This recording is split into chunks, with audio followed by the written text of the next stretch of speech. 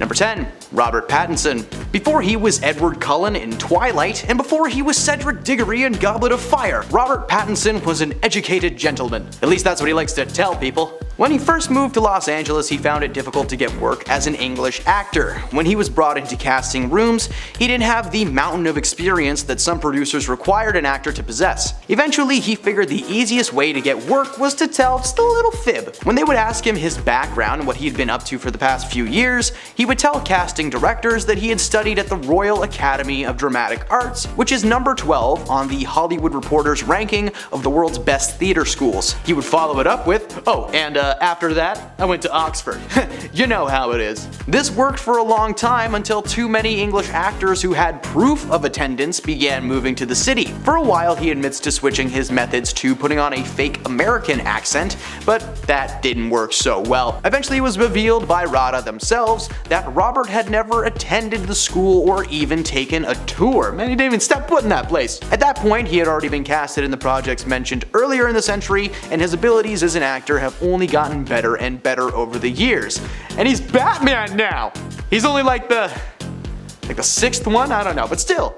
Number 9. Anne Hathaway. Anne Hathaway not only shares the same name as William Shakespeare's wife, but she is also an incredible actor with one small issue. She's a liar!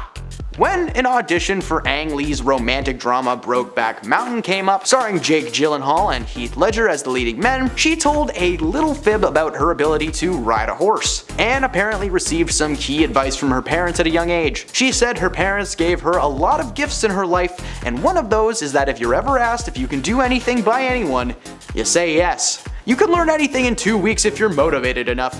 Okay, that's a nice thought and all, but that doesn't really apply to everything. You know, you can't learn nuclear physics, for instance, or surgical skills in 2 weeks. Despite never actually riding a horse, she confidently told Ang Lee that she was a pro. She was casted, and when it came time to ride the neigh-neigh, she was noticeably nervous. While she claims to have gained the skill in 2 weeks as planned, she had an embarrassing moment on set when she realized that the horses they were using only responded to verbal commands rather than physical ones like she had learned. She was in rehearsal surrounded by 300 extras, all of whom worked in rodeos, and they just watched Anne lightly kick her horse while it just stood there just like, "Hey, Anne Hathaway's on my back, look at that." Number 8. Liam Hemsworth. Before following in his brother's footsteps to become the actor he is today, Liam was actually making a living laying floors. He ended up getting an agent at the age of 16, and the rest is history. In 2009, Liam was cast to star alongside Hannah Montana star Miley Cyrus in a romantic flick called The Last Song. During the audition process, Liam was asked if he was any good at volleyball, as some scenes were set to take place on a beach, and he would be made to actually play a game. He said he was great at it, it's the best sport there is. Of course, that was a total lie, and when it came time for him to actually serve the ball, he failed to keep it in the lines 10 times. The amount of takes that must exist of Liam either missing that ball or hitting it out of bounds must be astonishing. His fib was called out, and he was forced to partake in a volleyball boot camp of sorts. Despite the effort put in by both Liam and his co-star Miley Cyrus, the movie turned out to be a flop and currently sits at 21% on Rotten Tomatoes. Number 7. Chloe Grace Moretz. Alright, she may not be acting as much these days, but between 2008 and 2016, Chloe was in dozens of big-budget, critically acclaimed projects, from Diary of the Wimpy Kid to The Equalizer. She's stolen the show every time she's come on screen. To attain her role in the 2011 fantasy adventure Hugo, she decided to fib to the casting directors in order to help secure the role. Critically acclaimed director Martin Scorsese, the creator of incredible films like The Departed, Wolf of Wall Street, and Goodfellas, was tricked by the young Moretz when she appeared for her audition prepared with a proper British accent. According to an interview for The Late Show with Stephen Colbert, Chloe had never done a British accent before but was encouraged to tell the tall tale by the casting director of the project. Apparently, she loved Chloe's ability to perform and wanted her for the role that was calling for an exclusively British actor. She told Martin that she was from a made-up part of England. She fabricated a backstory about her parents being horse breeders, and somehow Marty ate that up. She was casted in a leading role alongside Asa Butterfield as the titular Hugo. It wasn't until the middle of production that Chloe slipped on set and reverted to her natural accent, but by that time Martin was more impressed than upset. This kid tricked him and an entire crew of people for weeks and stayed in character through it all. The jig was up after her parents came to visit the set one day, and as Chloe says, they are very American. She caved and told Martin that she was actually from Georgia and followed it with, "Alright, so what's the next scene?" Thankfully, that lie paid off, and she went on to star in several solid flicks, and Hugo earned a handful of Academy Awards for visual effects, sound, and cinematography. So, good job, guys. Number 6. Rachel McAdams. Raise your hand if you've ever been personally victimized by Regina George.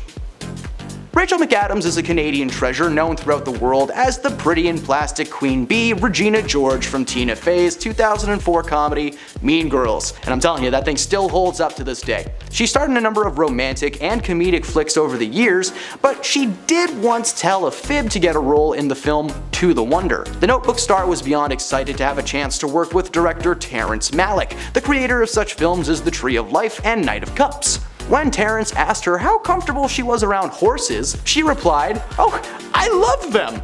When really inside her mind she was like, "Oh my god, I'm so allergic."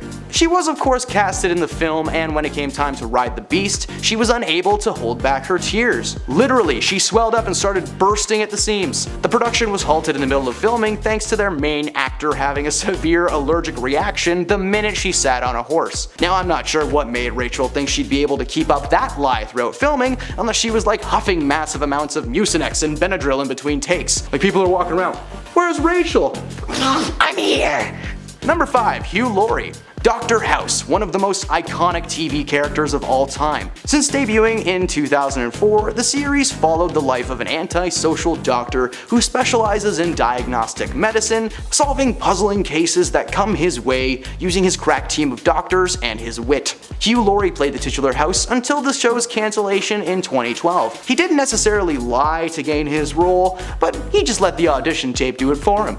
The producers of House were adamant about hiring an American actor for the lead role and had in fact stopped watching tapes being sent in by British performers, doing American accents. So to throw off the crew, he sent in his audition tape in full American mode. He spoke in an American accent, he never once mentioned where he was from or what his credentials had been, and he just did the scene as intended and went from there. The director apparently saw his tape and hired him on the spot. Nobody knew his true origins until he showed up on set one day in his native English accent. The director was furious at first, but after just one take of Hugh as the cane-wielding puzzle solver, he knew that that show was going to be a hit. And it was.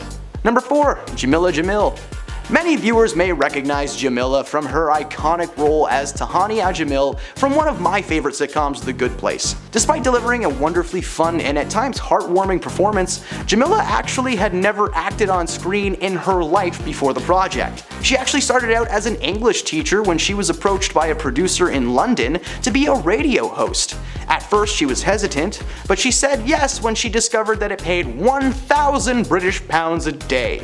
She worked there for a few years before moving to America when she was just 28. After just 6 months of searching, she nabbed her first audition for the show The Good Place. Mike Schur, the creator of several shows like The Office and Parks and Recreation and so many more, asked Camilla what her experience had been. She told him that she had experience on stage. She meant acting in school plays in her teens. She also told them that she had years of acting experience on screen, which was not true at all. The only real credit that she had was the DJ gig, and unfortunately that just wouldn't have been the biggest selling point to casting directors. Schur eventually asked if she had improv experience, and she said she loved it and had done it for years. Hey guys, don't lie about doing improv, okay? It is an art.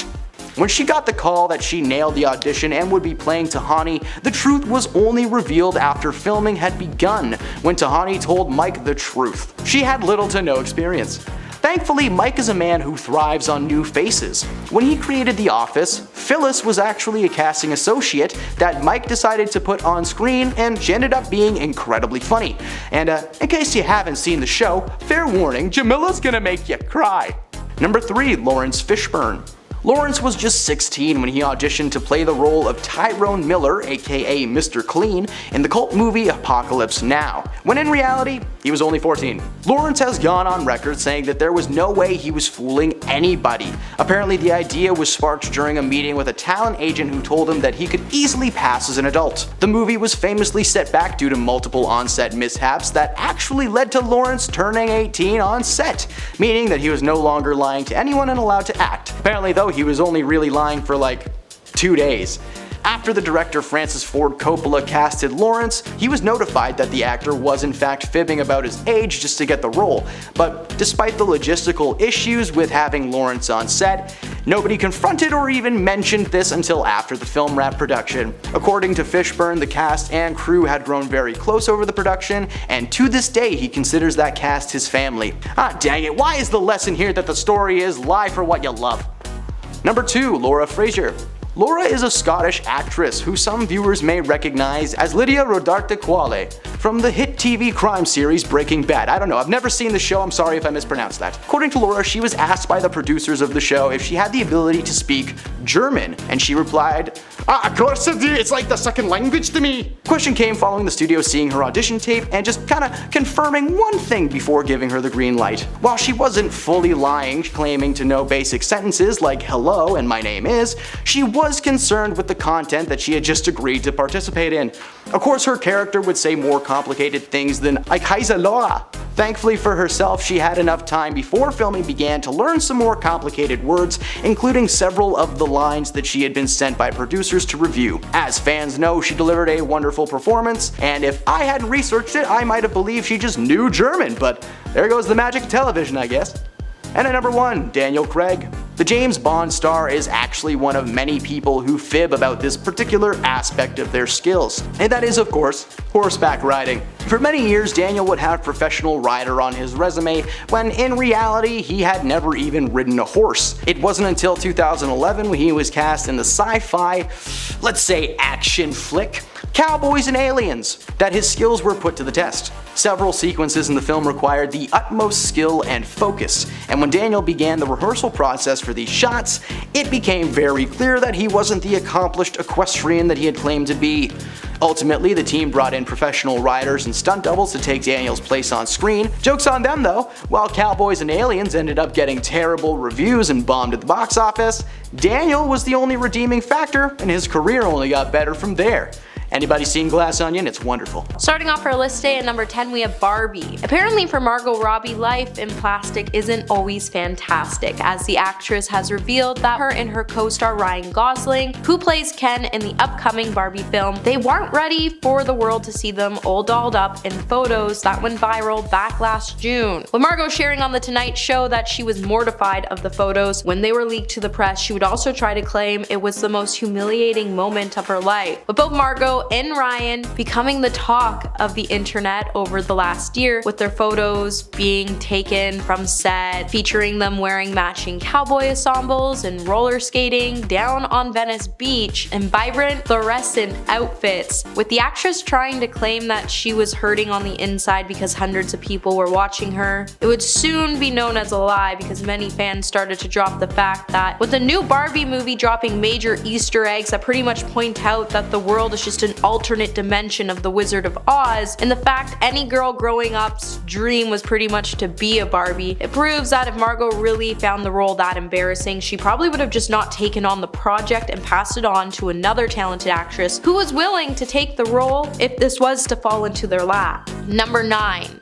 Age. Back in 2016, after Margot became the cover story of Vogue magazine, people would then start to speculate that the Australian actress isn't exactly her age, with Margot's age soon becoming the subject of the internet for years to come. Though there are plenty of rumors of actors and actresses who lie about their age, back in 2016 people just couldn't believe that Margot was actually 25 years old, and they just didn't think it was right that a 30-year-old was trying to lie. With people drawing up receipts to prove that their theories were right, one would point out in 2008 it was listed that she was 23 years old in the first SATC movie. So her age in 2016 would make her around 30 to 31 years old. Now it's not very shocking that the actress would lie about her age, as Hollywood has become obsessed with younger culture, to the point it's become harder for women in Hollywood to find acting work as they age out of their 20s. So Margot, much like fellow Australian actor Rebel Wilson, shaved 5 to 6 years off her age so she could stay stay relevant while working in the industry. Coming in at number 8, we have Will Smith's relationship. Back in 2013, Star Magazine alleged that Will Smith got caught cheating with his Focus co-star Margot Robbie. In the report, publication posted that they found proof in Will's affair after they obtained and published a photo on the cover of their magazine. In the photo, Will appeared to be shirtless and Margot could be seen lifting up her own shirt. An unnamed source would then claim that once they pulled back that curtain to take the pictures, they were running wild, laughing, hugging, and muzzling each other in the dark. With the whole thing being pretty much scandalous, Margot and Will tried to claim that they were just friends, having fun, and to point out that they even had representatives waste no time calling the entire story bogus when they went running to E! News. However, considering the fact that Jada once shortly came out to shade Margot, it would prove that maybe the scandal had some truth to it and something did happen between the pair. Number 7, CGI. Every actor always has different ways in navigating through clothingless scenes. For some actors, it's not just a big deal as long as it makes sense for their character, and for other actors, they just refuse to strip down for any role. They are given regardless of the story they are telling. With Margot falling more closely in the first camp after she filmed a full frontal scene for The Wolf of Wall Street, being clothless in scenes stopped being such a big deal for her. However, it seems like it was a big deal to her family, which is why she lied about it. With the Australian actor sitting down for an interview with Jimmy Kimmel Live, she would tell the host, "I just flat out lied to my family for a very long time. And I said, I don't care what you hear, I'm wearing clothes in the whole film and ignore what anyone else says." Eventually, Margot's lie was short-lived after learning that her family had the very much an intention to go see The Wolf of Wall Street, so she came up with another lie, and this one was the more outlandish and hilarious. As she said, "I changed that to, it's actually a body double and they just use CGI. And they just CGI'd my head onto someone else. And my family doesn't have anything to do in the entertainment industry." And they were like, "They can do that?" And I was like, oh, technology these days. You wouldn't believe what they do in Hollywood. Number 6, Lady Gaga. When it was announced that Margot Robbie had nothing but applause for the idea that Lady Gaga would be stepping into Harley Quinn's villainous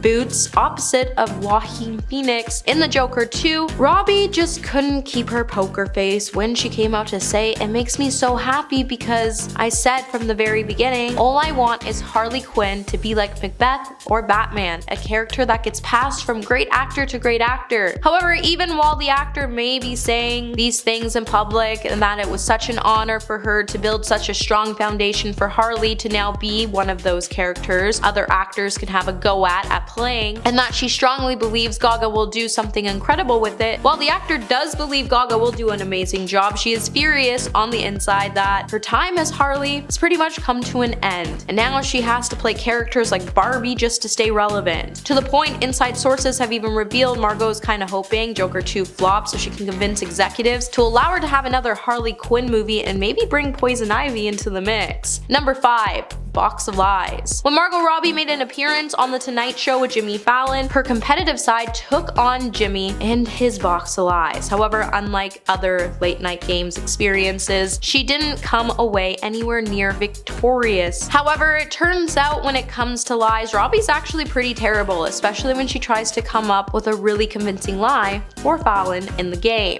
With Margot having plenty of tics to tell that gave her away, like her accent disappearing completely, it would make us all wish that she really never has a chance to actually play poker, because if she did, she stands to lose a lot. With the pair taking turns describing a strange object that the box had in a box hidden from the participant's view, the other player had to guess whether this was a truth or a lie. With Margot trying to tell Jimmy that the plastic lobster was in fact a Jessica Rabbit doll with his head on it, right away Jimmy saw right through the actress's lie, and he continued to see it every time they played. Number 4, crying. If you go back to September, you might recall Margot found herself being the center of discussion online after a batch of photographs of her looking distressed made rounds across social media. In the snaps, Margot could be seen dressed casually and appearing to be leaving a residence with a suitcase in hand. Though fans were immediately concerned when it appeared that the actress was crying, as she could be seen looking towards the ground, scrunching her face while trying to cover her face with her hand. To make matters even more intriguing, Page 6 and several other media outlets would then start to report that the photos had been taken while Margot was leaving the home of Cara Delevingne. With the two being known to be good friends, around the time the photos were taken, Cara had sparked major concern among her fans as she started to exhibit what many deemed to be unusual behavior in the prior months. And just days after, Margot could be seen looking teary-eyed after she supposedly visited the supermodel's home. However, then the actress said that she wasn't crying and she was actually just on the phone with her mom, who was keen to check in on both her and Cara, and that the photos weren't outside Cara's home but rather an Airbnb. However, after fans compared the photos, it would be pointed out that it was Cara's home, not an Airbnb, and on top of that, Cara's behavior only got worse from that moment, so it's clear whatever happened that day did clearly disturb Margot. Number 3.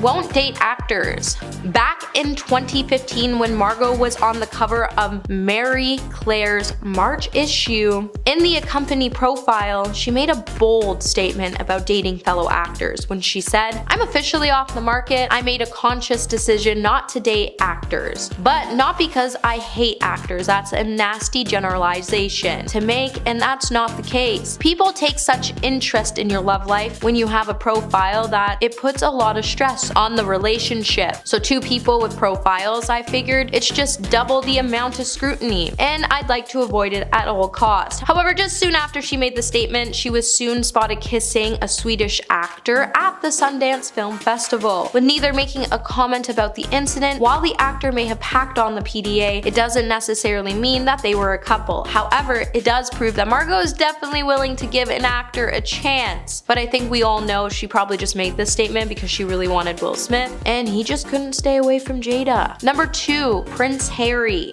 Back in 2016, Margot Robbie would admit that she had no idea she was talking to royalty when she began chatting to Prince Harry at a Christmas party in London. The Wolf of Wall Street actress then started making headlines in December 2015 after a media outlet started to suggest that she had been flirting with the British royal while attending model Suki Waterhouse's Ciroc Bash. Later, Robbie would then confess that she didn't know Harry was famous, let alone a prince, when they first bumped into each other. The unlikely new pals then had so much fun at the gathering that the stars all piled into a party photo booth towards the end of the night. With the actress first claiming that she didn't know it was him for about half an hour talking to him, the story just kept changing every time she spoke to someone new about the incident, especially when she started to claim that she didn't know he was famous, and then another time she tried to claim that she thought he was Ed Sheeran. Things just didn't really end up making sense, so it only makes sense that Margot was just keeping things coy so she could protect Harry's image. And coming in number 1 today, we have The Slap. Margot Robbie's role in the Wolf of Wall Street film made her into a household name, but in order for her to get the big initial role as Naomi, it wasn't simply a case of having an audition, as she had to do something outside the box to Leonardo DiCaprio to secure her place in the production. According to the director, in order for Margot to impress him, she actually went completely off script when he said she clinched her part in the Wolf of Wall Street during our first meeting by hauling off and giving Leonardo a thunderclap of a slap on the face. Margot would then later speak about her tactics by saying she knew that she only had a small period of time to impress one of the world's most well-known directors and actors in the world, so she had to pull out all of her big moves. She then went on to say, "In my head I was like, you have literally 30 seconds left in the room, and if you don't do something impressive, nothing will ever come out of it. It's a once in a lifetime chance, just take it." So I just started screaming at him, he started yelling back at me, and he's really scary. I can barely keep up, and he ends it by saying, "You should be happy to have a husband like me. Now get over here and kiss me." After debating if she should walk over and actually kiss him, she actually walked over and slapped him and screamed "F you." Scared of what might just happen next, to her surprise, Leo actually told her to hit him again. And since she stated that she was really proud, she made the decision to hit the star. But honestly, I think we can all agree anyone would be scared to make such a move. At number 10, we have Lady Gaga. Lady Gaga recently went viral across social media with a fake boomerang, and fans have been pretty confused, and majority of them have been roasting the celebrity hard over it. In a video, Gaga could be seen holding a piece of product from her brand while she was tucking her hair behind her ear, trying to mimic a boomerang effect. In the video, Gaga would also tell her fans to sign up early and gain 20% off of her House Lab products. Now, fans' comments have definitely been hilarious to read, with one fan saying she really put "I'ma put the boomer" in boomerang, and another fan would add that Gaga had actually done this on purpose to go viral with the advertisement.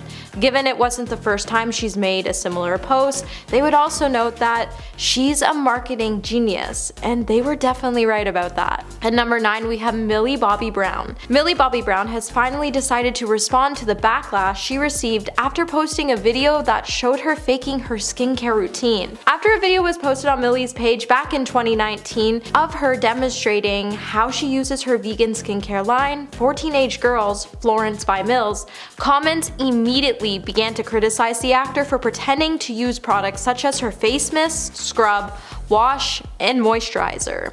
Fans were quick to call out the star for not using any of her products on her face, and some even noted she was still wearing makeup at the end of the video. Millie would later delete the video and would replace it with a note behind the process of her decision. Millie would go on to say, "I'm still learning the best way to share my routines as I get to know this space better.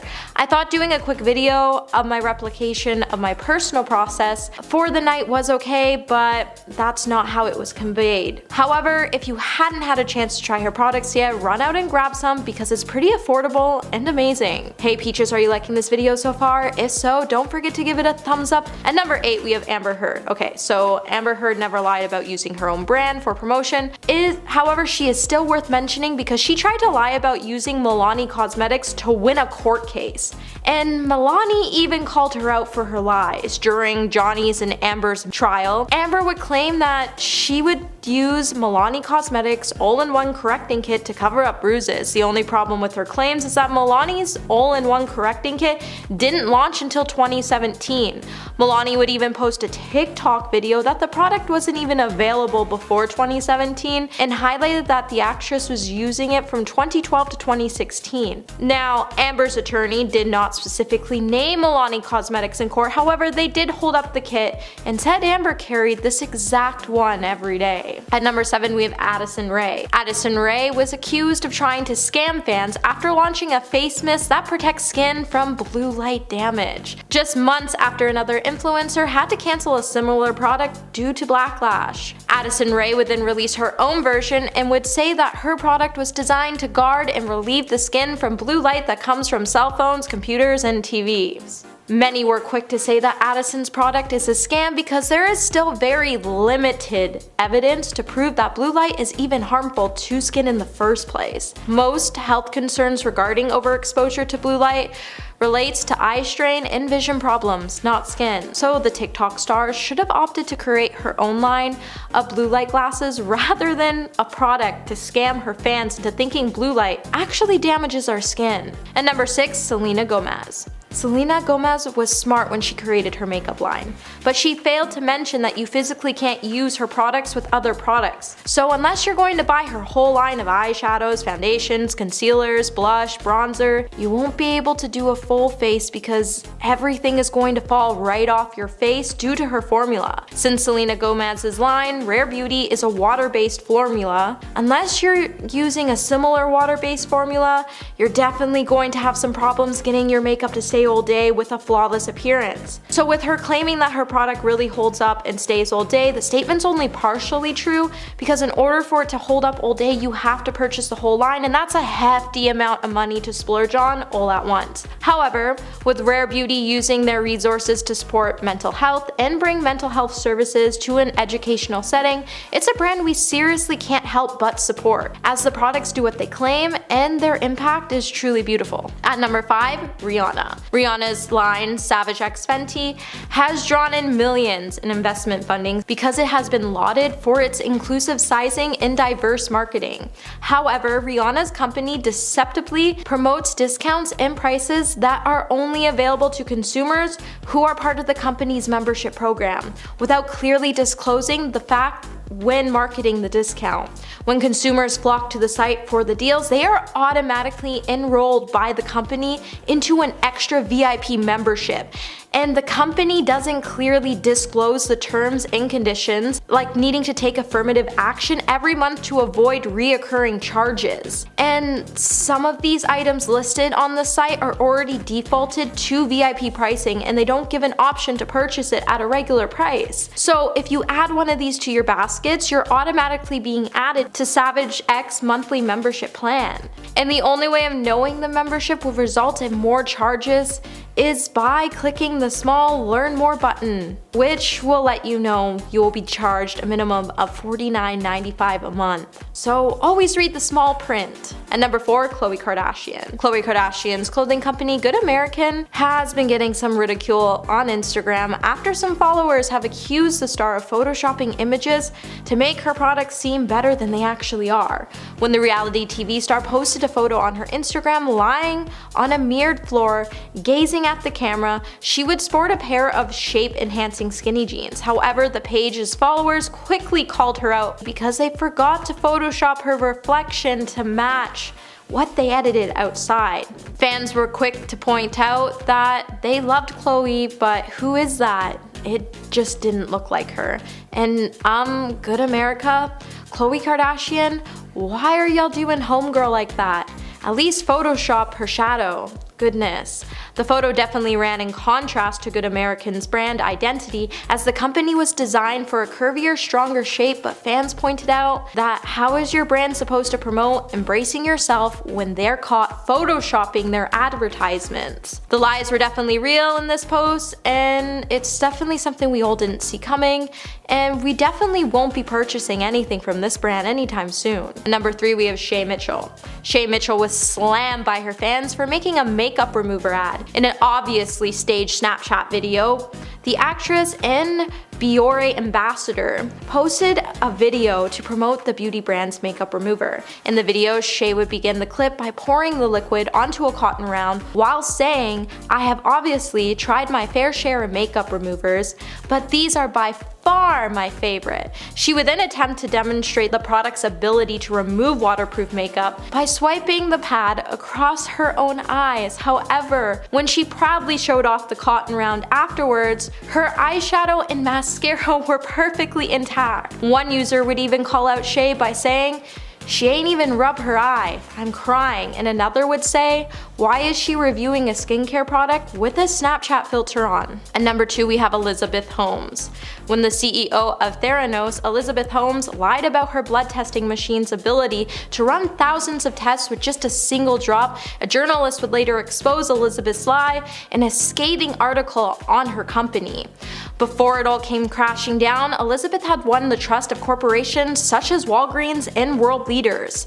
Elizabeth's company's products technology simply didn't do what the company repeatedly told investors, clients, and the media. While Elizabeth and her team said the machine could run over 200 tests, it was actually only able to run about a dozen, and they were actually using equipment that was already available on the market. Yet Elizabeth would hide this fact from investors, and she would claim that the company used their own equipment. They would then go on to fake demonstrations to strike major deals with companies such as Walgreens, and they also faked demonstrations with investors and gave misleading information about the product's clinical trials. And number 1, we have Kylie Jenner. When Kylie Jenner claimed Kylie's skincare line was vegan, evidence would emerge to prove otherwise, and her fans would shortly come to call out the star for her lies. After fans discovered some ingredients in Kylie's line came from animals, fans would begin to slam Kylie for promoting her products as vegans when her products such as her toner and face wash weren't vegan at all. In her vanilla milk toner, it contains ingredients such as squalane, which is traditionally sourced from the livers of deep-sea sharks. Although this oil can be harvested from plants as well, Kylie's ingredient list doesn't specify where the oil is from. Fans have also pointed out that her foaming face wash contain ingredients which are sourced from castor sacs of mature beavers. Also, her vitamin C serum smells like a meat stick. Which makes matters worse is Kylie didn't even respond to the claims, so this brand definitely isn't vegan, so if you're vegan, don't use it. And number 10, how Harry proposed. Prince Harry and Meghan Markle's Netflix documentary definitely has a lot of fans raging over multiple lies shown within seconds of the first episode. Viewers have pointed out that there's been a lot of problems with the pair's tale on how Prince Harry proposed. In the documentary, Harry would explain that he wanted to propose earlier. However, he had to ask his grandmother for permission, and he couldn't do it outside of the UK. Detailing the proposal, he would explain that he brought Meghan into the middle of the walled garden that was overlooked by the staff flat. To prepare for the area, he got on his knees and he got 15 electric candles and placed them around the garden. He also had Meghan's beagle Guy flown in just for the special occasion. He would then have Meghan close her eyes and tell her not to peek just before Meghan even called her friend and whispered that she thought he was actually going to propose to her. Then a series of photos would be shown of the special moment, which showed Harry on one knee holding a ring box in one hand as the dog sat next to him. Meghan then said he was down on one knee, and I was like, yes, we were so joyful and excited. We thought we're doing this. However, the proposal totally contradicted the past version they told the press in 2017, as Harry claimed that he proposed to the Duchess in the kitchen on a standard typical night in their cottage. However, even by the third episode, Meghan would even admit that their engagement was rehearsed for the press. At number 9, we have ex-girlfriend cut out of a photo. Since Netflix released the first 3 episodes of the Duke and Duchess documentary series, Harry and Meghan's fans have been analyzing every single photo and video shown. However, the fans noticed something really weird about one of the photos. While some of the manipulations of photos were small, it's clear that the couple were trying to look vulnerable, and the photos and videos were planted to help them achieve sympathy from the public. With the couple trying to say that they had already been hounded by the public, a photo of younger Harry would be shown, and in the photo you could see that he has his hands covering his face from the paparazzi cameras. Although it looks like in the photo that the prince is completely on his own, thanks to some good cropping, fans would point out that they've seen this photo before, as the photo initially also featured Harry's ex-girlfriend Chelsea Davy. Now, the photo in question was taken in September of 2007 at Heathrow Airport, and while the photo is cropped, it featured Harry with a protective arm around Chelsea, who was walking by his side, despite the original picture showing Harry with his ex-partner. It makes us wonder why Netflix producers cropped Chelsea out of the frame entirely. Hey Peaches, are you enjoying this video so far? If so, don't forget to give it a thumbs up and subscribe to the channel. And number 8, Netflix photographer. While Meghan and Harry are claiming the press has been leaking and planting stories about them, the real dirty game here is the fact that they tried to convince everyone that a Netflix photographer was a paparazzi member. A lot of you have been pointing out a lot of fake photos, including Evening Standard's royal editor Robert Jobson, as he's even criticized one of the dramatic shots in a photo that could be seen of a photographer's lens peering down on the couple with their newborn child. The couple would try to claim that it was someone following them. However, Robert has insisted that the photo was taken with their approval by an accredited press photographer at Archbishop Tutu's residence in Cape Town. Only 3 people were accredited in this position. And you might be wondering, how did Robert know that there was only 3 people hired by the couple? Well, it's because he was there and he was one of those people. The filming of Archie at the residence was highly controlled, and it wasn't the scum media following them. And number 7, press intrusion. The issue with majority of the docu-series is that Meghan and Harry have claimed that there was a large amount of press intrusion. When it came to the couple, however, a lot of it was actually approved by themselves or their aides. However, if you watch the series, you can definitely agree that there was footage that was flipped to give different angles to make Meghan and Harry appear as victims that fell into the hands of the paparazzi. The whole series gives us an impression that photographers covertly snapped the family at all times. However, witnesses and staff have come out to say that most of these photographers had actually been granted official access in advance so they could capture some sweet photos of the family.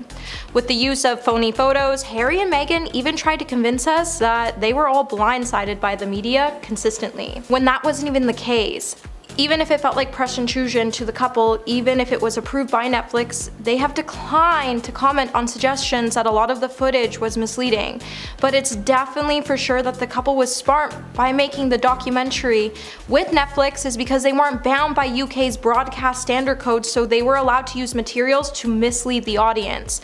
So with more episodes to still be released, we're definitely going to see a lot more manipulated stock images to illustrate the idea that the family was stalked by the paparazzi, which just isn't the case. And number 6, Harry Potter press photo. If we learned anything watching the first 3 episodes of the trailer, it was that the magic of editing can make anyone believe anything. However, when we all saw one certain black and white photograph, we all realized that the image of the paparazzi was taken out of context to portray the paparazzi as aggressive when it comes to the royal couple. However, the actual image was actually taken at a final Harry Potter premiere in 2011.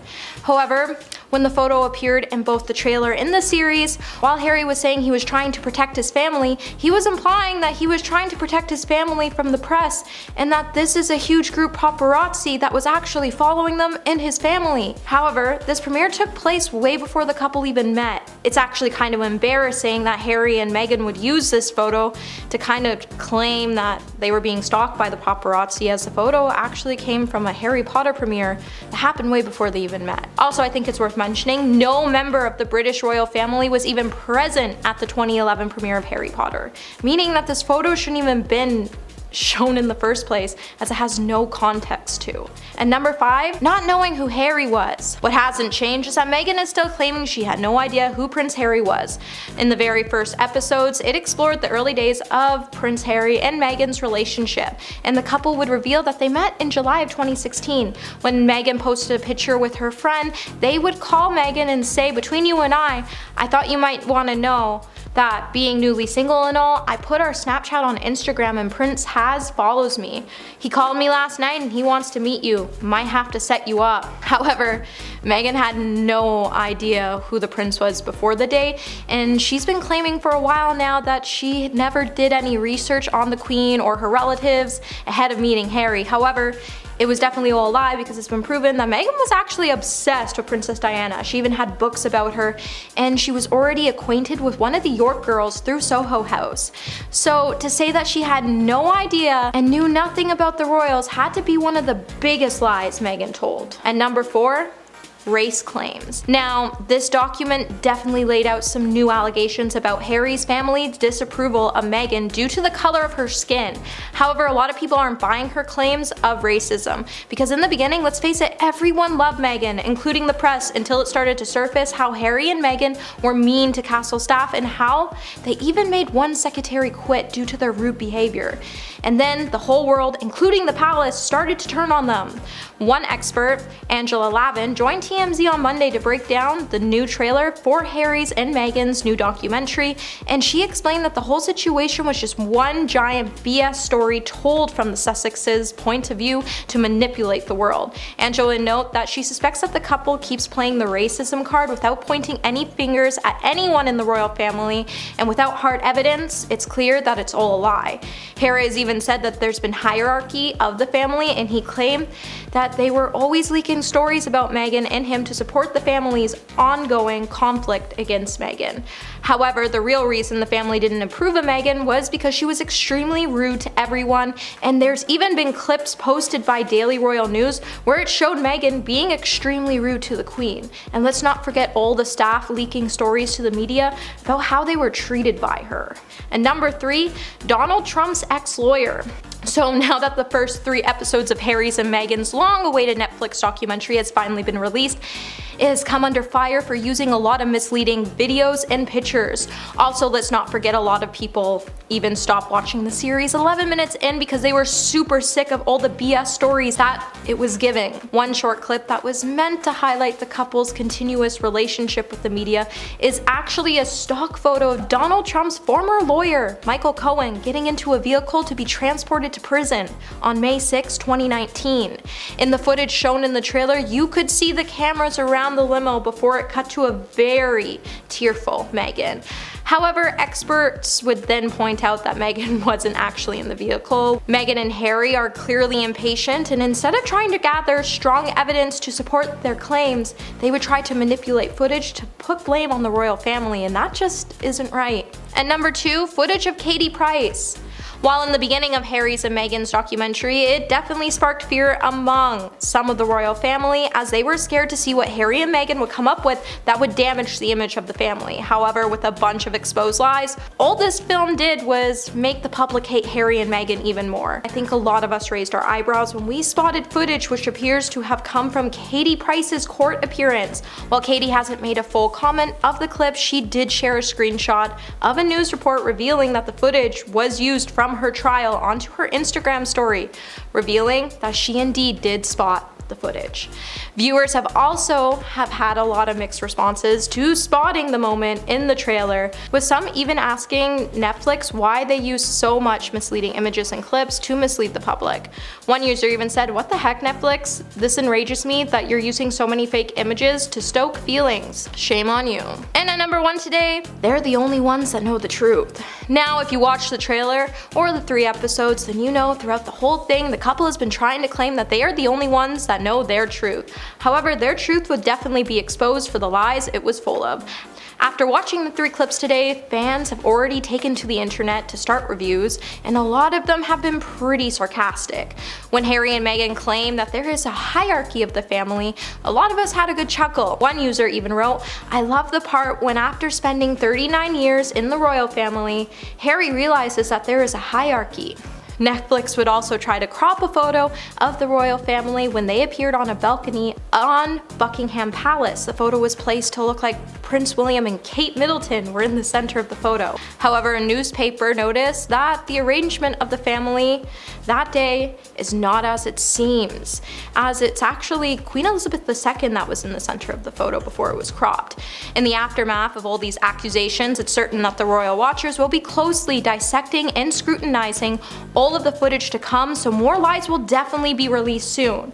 However, the fact that Harry and Meghan were so determined to tell their truth that they were able to time travel to a Harry Potter premiere in 2011 and even be visited by Queen Mary in 1938, it was so courageous, and the fact that they thought they could use these facts to stand up to those that called them liars is truly concerning. Number 10, charity pledges. The infamous charity pledges. From her initial divorce settlement, Amber Heard was given $7 million. She pledged in court to give the money entirely towards charity, with a few million to a children's hospital in Los Angeles and the rest to a labor rights group. But now that a few years have passed and we're looking more closely at the receipts from this claim, we find out that Amber has donated barely anything to the charity. The labor union testified that they never received the full $3.5 million that it was promised, and that about half of the donations that it received in Heard's name came from Elon Musk, who dated Amber after her and Johnny broke up. Amber deflected by stating on the stand that she still planned to donate all the money she promised, but that the defamation suit, which demands up to $50 million in damages, got in the way. Quote, "I still fully intend on honoring all of my pledges. I would love him to stop suing me so I can." Interestingly, there are about 4 years between Amber and Johnny divorcing and the Sun libel trial, of which she was not being sued for. Number 9, the makeup palette. Previously, in the opening statement back in April, while discussing how she used to cover her bruises from Depp hitting her multiple times,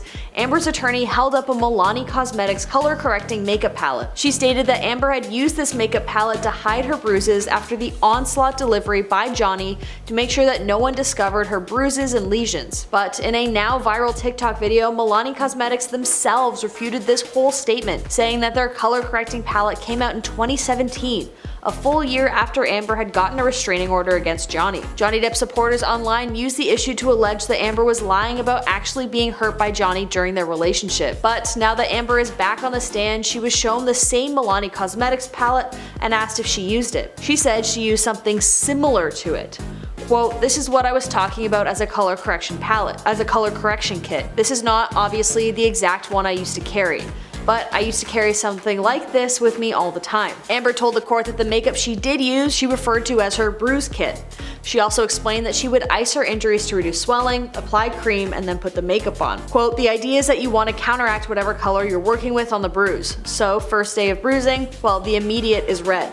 The red is what shows up right away. So you want to go with the opposite on the color wheel by dabbing a bit of green or something to counteract the red." While the attorney for Amber previously insinuated that the Milani Cosmetics palette was the one that Amber specifically had used, once the makeup brand refuted the claim, it was changed to one like this. Number 8, sharing embarrassing photos of Johnny. During her testimony yesterday, Amber was being cross-examined and asked about whether she sent a photo to a friend of Depp sleeping after allegedly having consumed substances. Johnny's attorney characterized the photo of Depp asleep with ice cream spilled on him as embarrassing, and asked whether Amber had sent it to anyone. Amber stated that she didn't think so. But very quickly, the attorney showed a screenshot of a text message that Amber sent to her best friend. The message attached to the picture reads, quote, "This is what I'm dealing with." When she was shown the text messages between her and her friend of the photo of Johnny debilitated with the caption, "This is what I'm dealing with," Amber's attorney asked, quote, "And this is you supporting Mr. Depp?" Amber rebutted, stating, quote, "This is me getting support from my best friend. I also need support." Number 7. Never hitting Johnny Depp. At the beginning of the trials, Amber continually pressed the alleged fact that she never hit Johnny. She said that she was solely the victim to his harm and that she never raised a finger against him. We found that not to be true because the instance with the stairs became apparent.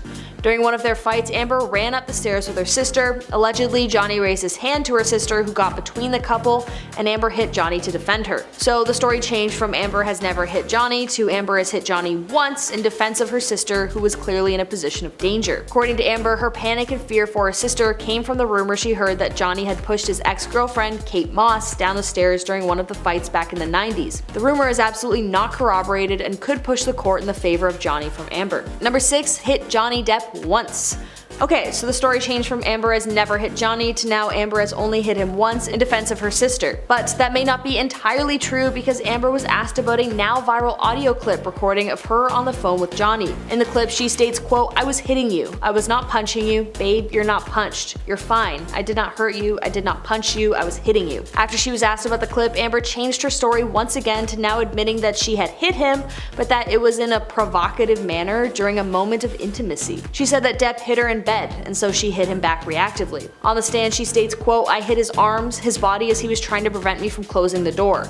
I knew what he would do to me when he got to the other side." So now the story has gone from never hitting Johnny to only hitting him once to now twice. Number 5. Adjusting her timeline. While on the witness stand on Monday, Amber spent the first few minutes changing her story and adjusting her testimony, telling the court that the alleged harm from Johnny began earlier than she previously thought. Quote, "I'm embarrassed to say I think I would have liked to believe that the period of time in which I fell in love with Johnny, in which we fell in love and he was sober and he wasn't violent to me, lasted longer than it did." She said following a review of therapy notes, she recalled earlier moments of alleged harm that dated back as early as 2012 rather than her previously stated 2013. When asked by her attorney why she didn't recall these moments, Amber stated, quote, "That's not how my memory works." Number 4. Amber not being a fan. While up on the stand, Amber spent some time describing her early days in a relationship with Johnny. She also describes what she thought of him before she got to know him. Quote, "I knew who he was. I wasn't familiar, I wasn't a fan of his work. I wasn't familiar with him." But then some fans found a decades-old interview with Amber in which she was asked whether she was a fan of Johnny's growing up. The younger Amber says, quote, "I mean, who isn't a fan of Johnny's? That's a given.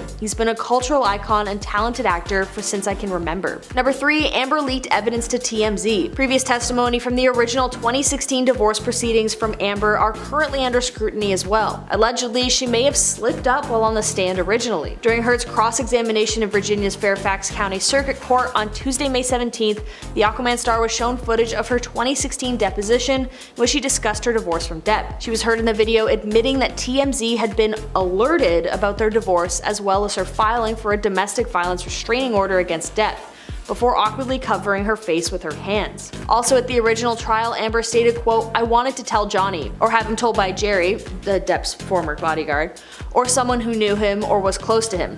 Basically, I didn't want him to find out online. I would like him to know information coming from me or coming from Jerry from me, so that he finds out about the divorce filing or my intention to do so from some other source other than TMZ, which had been alerted." Depp's lawyers then accused her of leaking the information to the press well before she officially told Johnny that she wanted a divorce. Amber fumbled through her responses, saying that she wasn't sure and that it wasn't her area of expertise. Number 2. Amber's broken nose. And now another time when Amber allegedly got hit by Johnny and a day later appeared on the James Corden show looking absolutely flawless. Johnny Depp's legal team grilled Amber Heard over photos of her looking fresh-faced during public appearances after allegedly being beaten up by Depp. The court was shown a clip of Amber Heard appearing on the Late Late Show with James Corden in December 2015 with no visible marks or bruises on her face.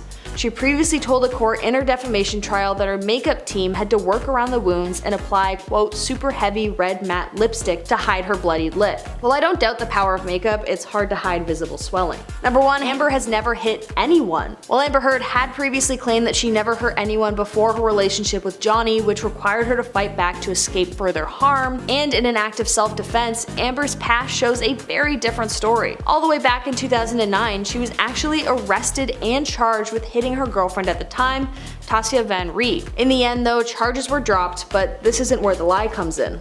The couple tried to claim that the only reason Heard was arrested was because the arresting police officer had realized that they were partners, not friends, and that the arrest motive was homophobia and prejudice. It was later found out that the officer who had arrested Heard was in fact part of the LGBTQ community herself. Was actually an advocate and person who fought for equal rights. The officer spoke out after this entire ordeal, saying that despite these claims against her, she arrested Amber because a violent fight occurred and that she was the one who witnessed it in the first place. Starting off our list today at number 10, we have alopecia.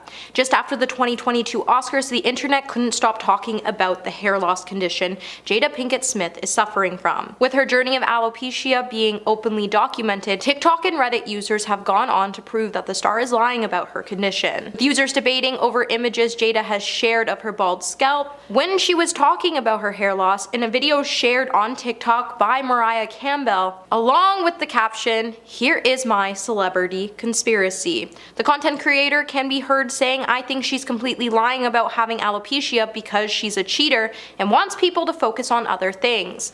Mariah then went on to say alopecia is patches, smooth patched, where the hair follicles don't grow, and she then started showing images of examples where viewers can see the type of round patches she's talking about. Mariah then went on to show a picture of Jada's head, where she pointed out that there's a line on her forehead, which the actress has explained in a previous video to be the result of her condition. Mariah then pointed out this line was most likely caused by cosmetic surgery and not alopecia. Her second argument would then prove that Jada was lying when she pointed out that if Jada had alopecia, she would have circular, bald patches, but she seems to have a lot of hair growth for someone who has alopecia, meaning she forced Will to smack Chris for no reason. Number 9. Racial bias reason. As we've all come to learn from the recent videos, it's that Jada Pinkett Smith hates white women with blonde hair, meaning she hates my very existence, especially now that I'm calling out for all of her lies. While Jada went on to explain her revelation back in 2018, she would sit down to discuss why seeing blonde hair on white women just triggers her, when she admitted to her own biases by saying, "I have to admit I'm guilty to that to a certain degree because I do have my own biases, specifically to blonde women. Blonde hair on white women just triggers me. I've had to catch myself." When her mother asked her if there was a specific incident that happened with someone who had blonde hair, the actress tried to claim that throughout her childhood she was teased by white women in regards to her hair and how she looked. But we all know she's just lying about why blonde hair women trigger her, as it's clearly just a sneak diss towards Margot Robbie. Hey my little peaches, are you liking this video so far? If so, don't forget to give it a thumbs up and subscribe to the channel so you never have to miss on what we might just cover next. Coming back to our list at number 8, we have the entanglement. Just after August Alsina came out to expose Jada for having an affair with her husband,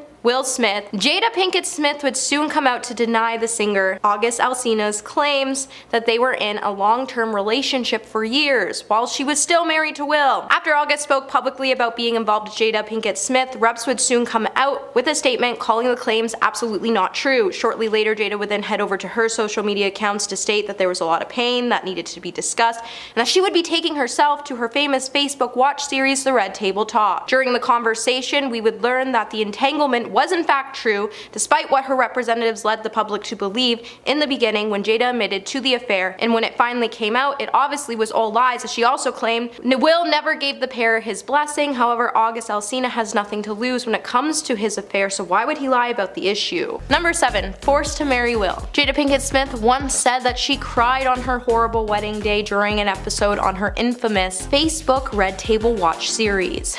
In the episode, the actress would admit that she's never really agreed to the construct of marriage and that she never wanted to be married. With Jada saying, "I didn't want to get married, and now Gammy's gonna run to Will crying about I don't want to have a wedding. Now I'm being forced to have a wedding when I really just wanted it to be the two of us on a mountain because this is serious business." It would cause Jada's mother to apologize for not respecting her wishes. Later in an episode, Jada then went on to say, "I was so upset that I had to have a wedding. I went crying down the freaking aisle. I cried the whole way." Meanwhile, Will would go on to say he wanted a family since he was at the age of 5 and he wanted to get married and have this perfect family, and he was really excited on the wedding day. However, when you're a grown adult, you have the power to make your own decisions. No one really forces you to get married. Also, if you look at photos on the couple's wedding day, not only was she glowing, but she was also seen with the biggest smile we have ever seen her have on her face. Number 6, relationship with Tupac. For years now, Jada has been lying to the public about how serious her relationship was with Tupac. And honestly, it's gone a little too far as she keeps running her mouth with imaginary stories of the late rapper that make no sense. And it's gotten to the point she's even made her children believe that she would be happier if Tupac was still alive, as Willow even once wrote to the late rapper when she was 11 years old claiming so. With Jada and Tupac's relationship dating all the way back to the 80s when the two attended the same college, Jada has constantly stated that her relationship with Tupac has been strictly platonic, but then she tends to make her presence known whenever he starts to trend again online, which suggests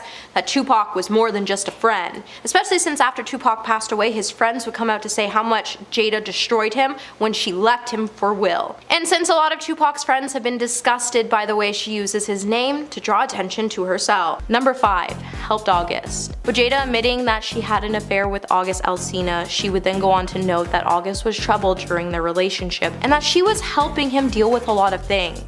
When the actress sat down with the Post, she would say, "You can look at August and see that there's a certain amount of pain that he is feeling, and you can hear the words that he's trying to speak his truth while he's still protecting the Smith family in the process." With Jada previously saying that she was mentoring him throughout their relationship, it really has us all wondering what kind of mentoring she was giving him, as in the end of their relationship, he was left feeling like he gave his all to their relationship, and he was only left feeling devastated and hurt. It's clear Jada never helped August, and all she really wanted to do was destroy him. During their relationship, August was already dealing with abandonment issues as he was abandoned by his parents and he was hustling just to make ends meet. He was also struggling with an autoimmune condition that caused him to be hospitalized on multiple occasions. And one time he even ended up in a coma for 3 days. Jada never helped him, and she took advantage of his situation so she never had to feel lonely, and she just used August until she could convince Will that he couldn't stay away from her. Number 4, loving Will. Lately it's been pretty clear that Jada Pinkett Smith has never loved Will Smith. Now, I get it. You're all probably wondering to yourselves how I may have came to this conclusion. Well, just let me explain. I came to this conclusion because she's had an entanglement, and then she went on to put all of her business out on the table while diving into everyone else's business in the process during multiple episodes on her infamous Facebook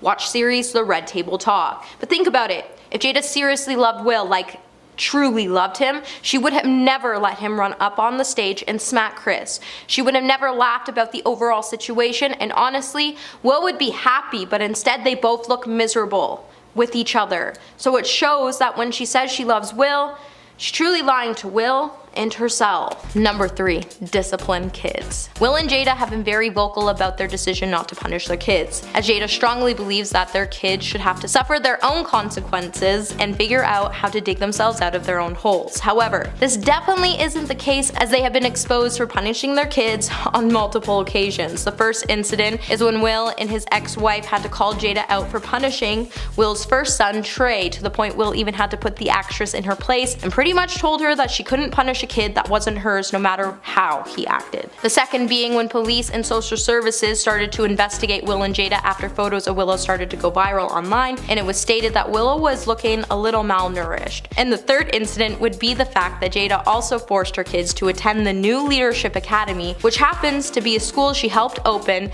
in one of her homes for the Church of Scientology. And the school strictly had the entire curriculum based off of Scientology teachings. And if you force your kids to study occult-based genre-based curriculum. That's just another form of punishment, to the point it's not really surprising to why their children feel abandoned and had thoughts about leaving home when they were still teenagers. Number 2. Not being a Scientologist. For years, Jada Pinkett Smith has been lying about how involved she is with Scientology, with former Scientology members confirming that not only was Jada involved in the controversial religion, they've also pointed out she was actually a recruiter for the organization. While the star has been known to visit the Scientology Center from time to time, she's even tried to claim that she was just at the church out of curiosity and wanted to learn what she wanted to learn. She didn't think of herself as being a Scientologist. However, with the actress helping the church open the new leadership academy in her own home, it would later be revealed by teachers and parents who pulled their kids out of the school that the school's curriculum followed the teachings of Scientologists. And if the actor wasn't a Scientologist, then why did she force her husband not only to open the school with her, but allow the church to open the academy in one of their homes and put her own children in it? It adds up. Number 1. Chris Rock. Just after Chris Rock released his brutal Netflix Selective Outrage special, Jada Pinkett Smith would try to take aim at the comedian by saying he was obsessed with her. However, we all know this just isn't the truth, because who's obsessed with Jada Pinkett Smith? As she would have a close source come out to point out that she had nothing to do with the drama between Chris and her husband, and the only part she ever had in this mess was the fact that Chris heckled her. The source then went on to try to claim that Chris was so obsessed with her for almost 30 years by pointing out when he filmed the special, it was in her hometown, and then he claimed how she should have been made fun of as she started this. As he argues, she should have quit the Oscars. I mean, Chris is hurt, but I don't think he's ever been obsessed with Jada. As compared to some of the other celebrities he's heckled, he says her name way less. It just seems like Jada's trying to use anyone at this point to help her play victim, and that's exactly what she's doing in this situation. Coming in at number 10, Jaden's real father. Jaden's birthday may not actually be his exact birthday, and with many of you speculating in the last video, he may not actually be Will Smith's child. Okay, so hear me out. It's been said that Jaden Smith was born on July 8th, 1998, but what if I told you the actor was born in 1997? Now you're probably wondering who Jaden's father is about now,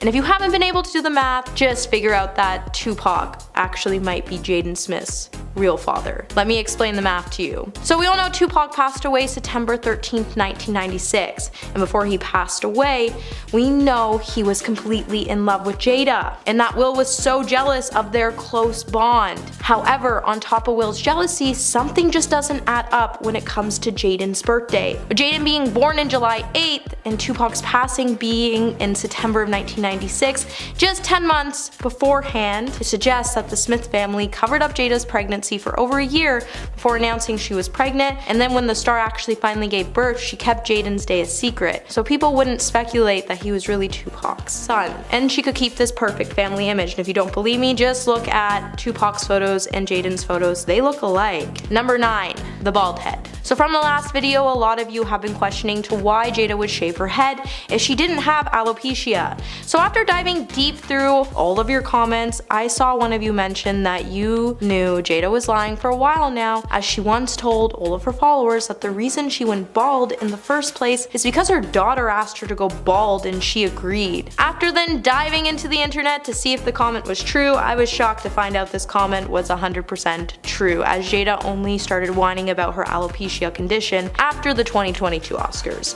And this is when she retracted her previous statement and tried to explain to the world that Willow made her shave her head because it was time to let go of her balding head. Hey my little peaches, are you liking this video so far? If so, don't forget to give it a thumbs up and subscribe to the channel so you never have to miss out on what we might just cover next. Coming in number 8, we have the plastic surgery. With the scars on Jada's head not being caused by alopecia, like she once told many of her fans and followers, it makes you wonder what the scar could have been caused by.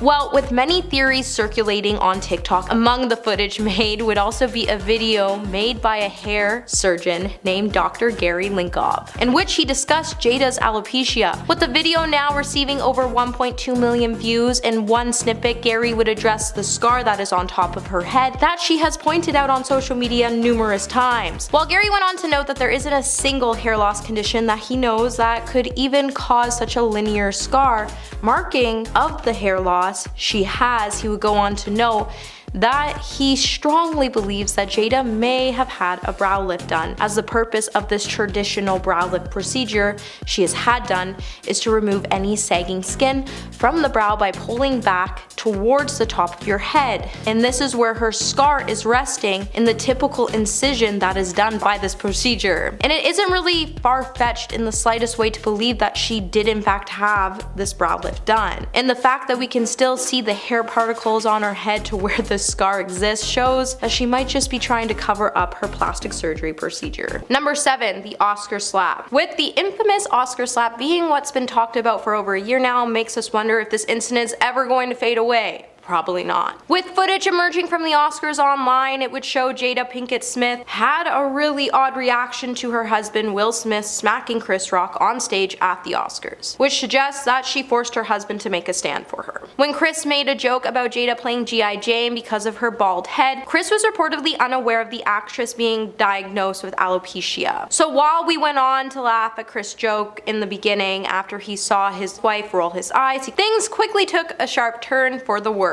With the event being telecast live, the moment was so intense it didn't show Jada's initial reaction to the slap, or any of the interactions between her and Will beforehand. But now, videos have surfaced online, and in them, Jada can be seen laughing after Will took to the stage to slap Chris before going on to act just as confused as the rest of the audience, which proves Jada is shady and manipulative. Number 6. Hated her surprise party. Will and Jada's relationship has been the talk of the town since 2015, since August Alsina went public. In July of 2022, a video would surface on the internet and Jada would come under fire for her reaction to a surprise party Will threw for the star. After Will took 3 years to plan her 40th birthday party on her show, Jada would mention that her 40th birthday party made her hit this midlife crisis. Will then took his time to make sure the whole day went perfect by hiring a team to orchestrate her 40th birthday party, and he even had a documentary team trace down Jada's family roots, including some very exclusive tapes that Jada's grandmother recorded for her before she passed away. Will wanted the day to be so perfect to show Jada that he had all this love for her, but to Will's surprise, Jada acted like she didn't even like the party at all, and she even went on to crush the star for it. Any girl would have swooned over the idea that their husband took this much time to plan something like this, because the sad reality is today, no one does something as sweet as this anymore, and girls have resorted into buying themselves flowers because men won't do it for us. So when Jada said she didn't like it, she was really just mad at the fact that she's never loved Will, and he knows that, but he still tries to shower her with love, so maybe she will love him back one day. Also, let's face it, if she didn't like the day, she wouldn't still be talking about it. She just wanted to embarrass her husband for treating her like a queen, because she'll never stop treating him like he's a peasant. 5. Not being pregnant. So many actors have admitted to lying to get a gig, and Jada happens to be one of these people. As she once revealed when she was offered the role of Niobe in The Matrix Reloaded, she was pregnant and kinda lied so she could secure the job. After the actor explained why she lost out on the role of Trinity in the original film, as it came down to chemistry and she just had none when it came to acting with Keanu Reeves, she went on to explain that the Matrix directors were so impressed with Pinkett Smith that they created a role for her. But the role was actually supposed to go to Aliyah in the beginning, not Jada. Though the role was later given to Jada, she would have lost out on part of it if she had been 100% truthful, as the actor was pregnant with her daughter Willow at the time filming was required. And her being due in November, there was a small problem. Her daughter was due the same month. The film was supposed to start filming, so she lied, saying her baby was coming in October, so she would be ready by the end of November. Luckily, Willow came at the end of October, or things could have been a real mess for the production team. Number 4. Hates blonde women. So if you watch the Red Table Talk show, then you know Jada once admitted that she hates white women, especially if they have blonde hair. However, you know what's strange about her claim? It's that the actress also dons blonde hair from time to time.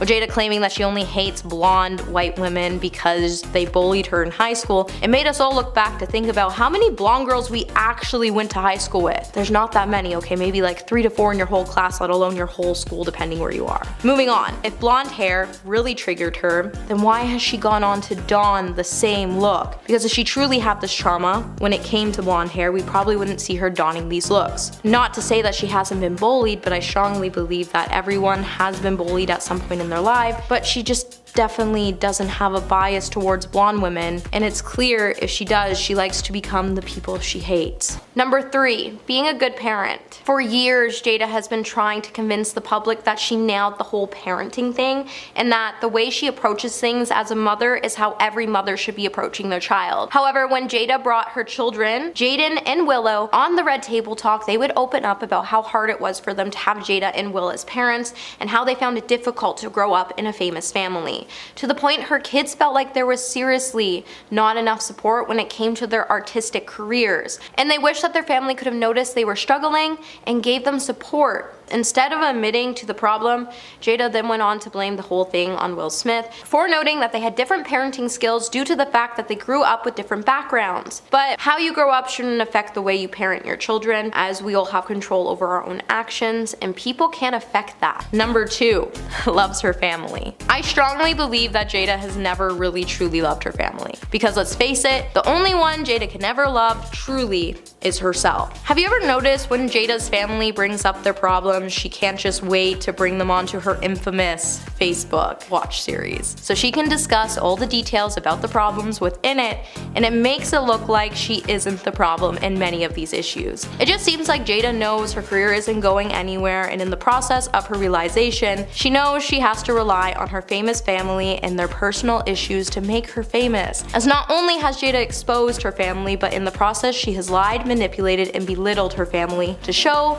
that she has no shame in her actions, and if she really was a loving wife, daughter, mother, and friend, she wouldn't be hurting her loved ones and exposing them the way she is. And coming in at number 1 today, we have her relationship with Tupac. Okay, so you all know how Jada has been like preaching about her relationship with Tupac and how it's always been strictly platonic. Well, it seems like this may not be the case, as Jaden Smith has once even stated that the late rapper even once proposed to his mother in an interview, and it goes on to prove that her relationship with Pac was definitely more than just platonic. In the past, Jada has spoken about how she had a really close relationship with Tupac on numerous occasions, and that the two met when attending the Baltimore School for the Arts together in the 1980s, with Jaden admitting that Jada and Pac were best friends. It would then prompt Big Boy to make a joke saying, well, they say marry your best friend, but I'm glad they didn't, a sentiment Jaden first agreed with while laughing. However, in another interview, he then would go on to whine about how he wished his dad was Tupac, but lucky for him, his dad actually might be Tupac. Starting this list off at number 10 is Brandy. We have seen celebrities fake relationships in the past as a publicity stunt, but this one was one that just went too far. The singer and actress announced back in 2002 that she had gotten secretly married to a music producer, Robert Smith. She said they had a private wedding and kept it small. The relationship went on to be featured in Diary Presents Brandy Special Delivery, which documented the birth of their daughter. Everything seemed to be genuine and normal, but in 2004 the truth came out and it was revealed that the two of them had split. Brandy went on the Oprah show and revealed that they had never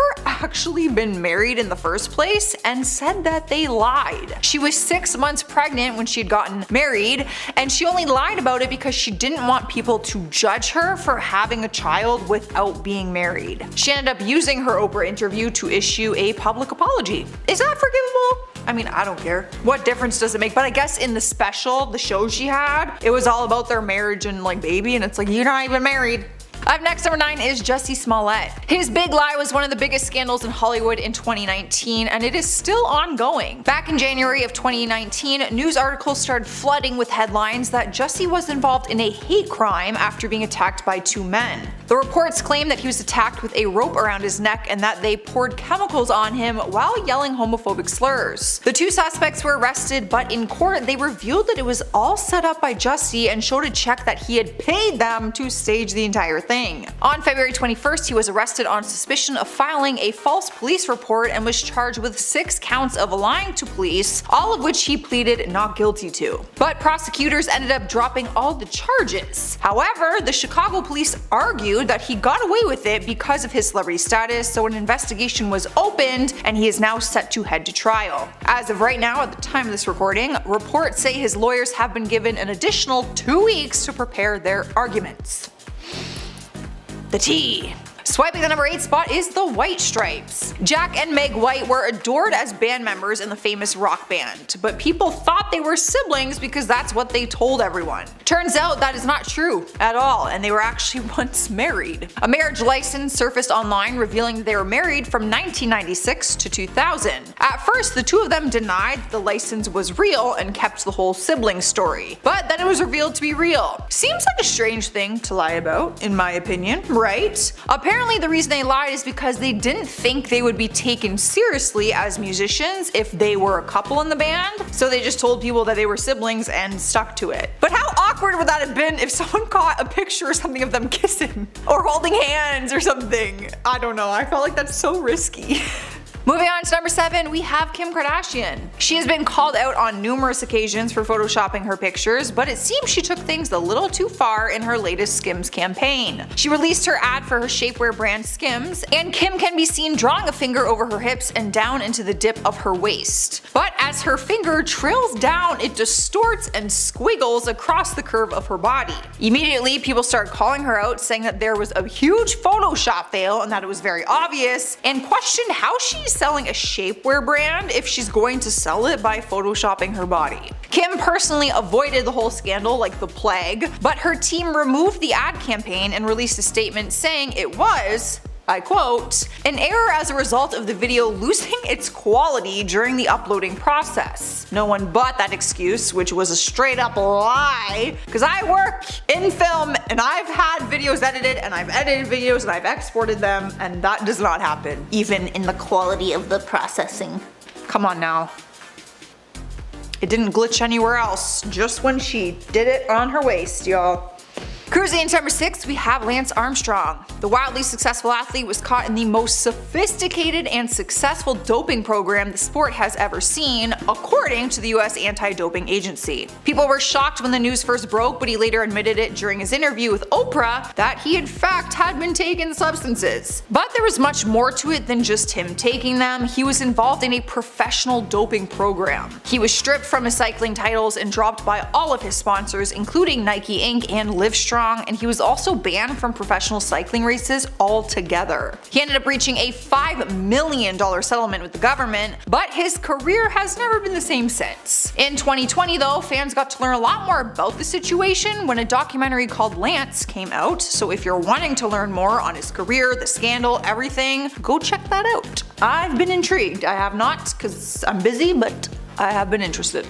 Halfway through our countdown at number 5, we have Kylie Jenner. Back in 2017, people were going crazy online about the rumors that Kylie was pregnant. Fans started speculating online and doing a deep dive on all her posts trying to prove that she was pregnant. Even paparazzi were doing all they could to get a photo that proved it, but she and her family kept denying it in all of their interviews. After she finally revealed the truth to the world, she explained that she lied about it because this was the one thing she wanted to not share with the world. Even her producers who filmed Keeping Up with the Kardashians with her said she hid it from them during filming her Life of Kylie season. But Kylie recently announced she is pregnant with her second child, and she is sharing this pregnancy with the world this time. You can't hide anything from fans.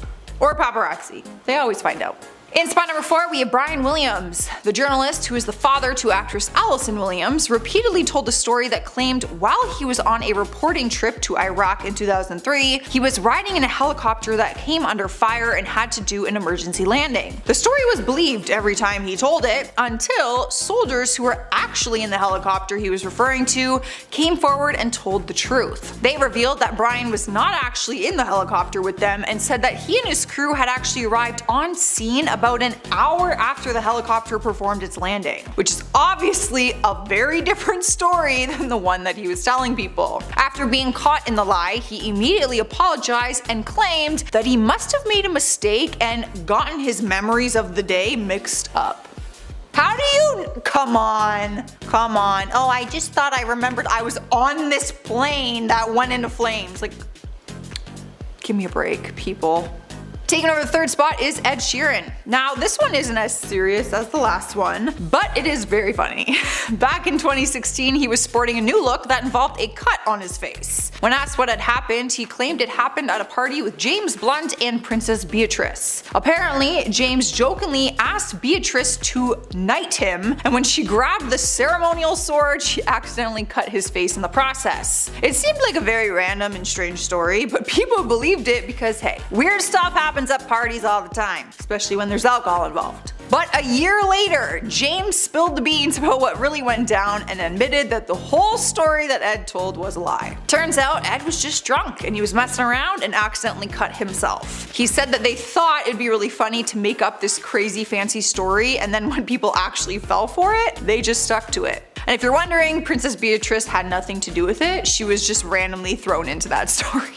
Sniping number 2 spot is Rebel Wilson. While I'm sure a lot of people would like to lie about their age, I know I would, you can't really do that when working in the acting industry. In 2015, an Australian magazine called Woman's Day published an article that called out Rebel for apparently lying about her age, name, and certain claims about her upbringing. Her initial age was believed to be 29 years old at the time, but the magazine revealed she was actually 35. Also, her birth name is Melanie Elizabeth Bounce, and she apparently did not have the upbringing that she has talked about in interviews. Now, Rebel never admitted to lying, she actually did the opposite. She filed a lawsuit against various publications because many media outlets also claimed that her real age was 35. She never fought against the claims being true or not, but she said that painting her as a liar had affected her career and ability to land roles. Earning our number 1 place is Martha Stewart. I'm sure we were all equally as shocked when news broke in December 2001 that she was allegedly involved in an insider trading scandal. Insider trading is where an individual buys or sells stocks that they have in a company using information that is not available to the public. That is what Google told me anyways.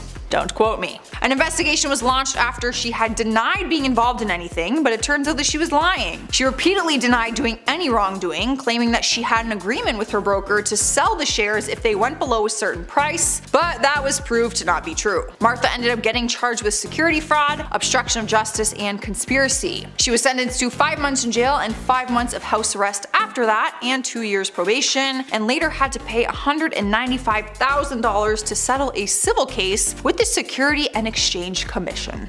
Kicking off our countdown list at number 10 is Lori Loughlin. The actress and mom was caught in a huge lie that had both her and her husband behind bars. Back in 2019, news broke that she had been caught in a college admissions scandal that involved her 2 daughters, $500,000, and forged test scores. All of these lies were told to try to get her daughter's early admissions into a very competitive school. She and her daughter even faked rowing pictures to try to make her profile better, even though she is not a rower. Like at all. The truth all came out and the entire family took the heat for these lies. Lori was given 2 months in prison and a $150,000 fine, 2 years of supervised release, and 100 hours of community service. Her husband received 5 months in jail, and her one daughter Olivia Jade, who's in the spotlight, faced a ton of backlash online and was dropped by a lot of her brand partnerships. Up next, number 9 is Bill Clinton. It was one phrase that he lied about constantly, and it was that lie that launched one of the biggest scandals in political history. The phrase being, "I did not have sexual relations with that woman." It was his denial about having an affair on his wife Hillary Clinton with a White House intern named Monica Lewinsky. However, the truth came out and involved secret tapes and an ongoing sexual relationship between the two of them. It was his actions and his lie that led to his impeachment in 1998 for lying under oath. Bill and Hillary, who stayed together despite the affair, recently opened up about the scandal in a 2020 Netflix documentary called Hillary. In the documentary, he said the affair was a way of managing his anxieties, and the reason he lied was because of the risk. He admitted that he knew it was bad for his family, bad for the country, and bad for people who worked with him during that time. Some of them knew, y'all. Some of them knew, and they were too scared to tell anyone because they would lose their job. Would you tell? No. That's the President of the United States. I ain't telling shit if I work in the White House. Cruising in number 8, we have Paris Hilton. She has been in a few controversies throughout her career, but one of them led to her arrest. And it just so happened to be the one where she was caught in a bunch of lies. The lie came when she did an interview with Larry King and told him that she had never done illegal substances. She told him she took Adderall and explained that she has ADD and has to take it. However, that seemed to be a lie because in 2010 she was arrested in Las Vegas for having illegal substances in her possession. She was found in a car with her boyfriend at the time when officers saw smoke wafting from the car. They decided to investigate what was going on and they found more than they were expecting. She ended up pleading guilty to substance possession and obstructing an officer. She did not receive prison time, if you remember this story, but she did walk away with a hefty probation, community service hours, and a fine. Sniping the number 7 spot is Flo Rida. Back in 2014, he was facing a huge scandal in his career when his former assistant came forward claiming that he had underpaid her. A woman named Mahogany Miller sued him in 2012, claiming that he worked her to her bone for chump change and then fired her when she complained about the low wages. The lawsuit dragged on for more than 2 years, with the rapper claiming his innocence, lying and saying that her claims were not true. But apparently that was all just one big lie, and she had some evidence to back it up when it came to fighting this in court. She was his administrative assistant and said she worked 65 hours a week while being paid less than the minimum wage. Is that even legal? In 2014, he agreed to settle it and pay her just under $9,000 and then another $10,000 to her attorneys. Rolling into number 6, we have Steve Ranazizi. The comedian made one of the worst decisions in his career when he decided to lie about escaping the 9/11 attacks. The worst part was he kept up this charade for years until he got exposed. During interviews, he would often speak about how he followed his dream of being a comedian due to the terrifying events of that day. In 2009, he claimed he had been working for Merrill Lynch on the 54th floor of the South Tower when the first plane hit. He spoke in detail about what happened in that moment and everything that he remembered from that day. However, in 2015, evidence surfaced and proved that his story was a lie. There was no record of him ever working in the World Trade Center, and on that day, there was evidence that he was actually in Midtown. The comedian came forward admitting that he lied about the whole thing and said, "I was not at the Trade Center on that day. I don't know why I said this. This was inexcusable. I am truly sorry." Yeah, I ain't got nothing to say. I don't know how you lie about something like that. And why. Anyways, I'll go on a rant. Taking the halfway point to number 5 is the writer James Frey. A report showed that James was caught lying to Oprah and to the readers of his memoir. James was caught lying about many events that were shared in his book. A book that was initially praised for its work on love, loss, and addiction, all while being featured for a top pick on Oprah's book club. Though shortly afterwards, the public would later find out that James Frey made the entire thing up, leading for James's career to immediately take a turn for the worse as his agency dropped him and his publisher filed a class action lawsuit against him. Later, James was confronted by Oprah about his dishonesty, with Oprah confessing that she finds it difficult to even talk to him in the interview as she doesn't know what's the truth and what is false. Not to mention the millions of readers that were deceived by his untruthful writing. Moving on to number 4, we have Bow Wow. The American rapper was caught being dishonest when he posted an Instagram picture flexing his private jet and luxury lifestyle. But Bow Wow was spotted by a fellow passenger on a commercial flight in economy class. From connecting the dots, fans were able to trace down the original photo posted on Instagram of the private jet to the stock photo that a fan took on Snapchat and exposed him. After being called out for this, Bow Wow couldn't live it down and was mocked on social media, with the hashtag Bow Wow challenge trending all over Twitter afterwards, of people essentially posting side-by-side images, with the first one being seemingly glamorous and the second image showing the harsh reality. Now, there is nothing wrong with flying economy class, but like, why'd you feel the need to lie, man? Like, did you really think no one would see you on that flight? Taking the third spot on this list is Tiger Woods. Seeing Woods in controversial headlines is nothing new, but this lie was one of the biggest. During a golf tournament, Tiger Woods apparently had a disagreement with his opponent, Sergio Garcia. Later on in the match, Tiger Woods interacted with the course marshals, with the marshals giving Woods permission to swing, even though his opponent was supposed to be going first. This led to the distracting crowd impairing Sergio's game because of the noise that Woods sparked, though when the course marshals were asked about the incident and why it happened, they did not recall giving Woods permission to continue. This miscommunication led Tiger Woods to win the series, leaving a forever standing feud between the two players, as Sergio felt like he was at the major disadvantage due to Tiger's actions, which he kinda was. In recent interviews, Tiger Woods has actually admitted in multiple interviews about his deceptive behaviors, and even stated that he was living a lie and that he did this because he found it fun. Cruising through to number 2, we have the infamous Kanye West phone call to Taylor Swift. This crazy story starts with Kanye purposely leaking video and audio footage of the conversation that he had with Taylor over the phone.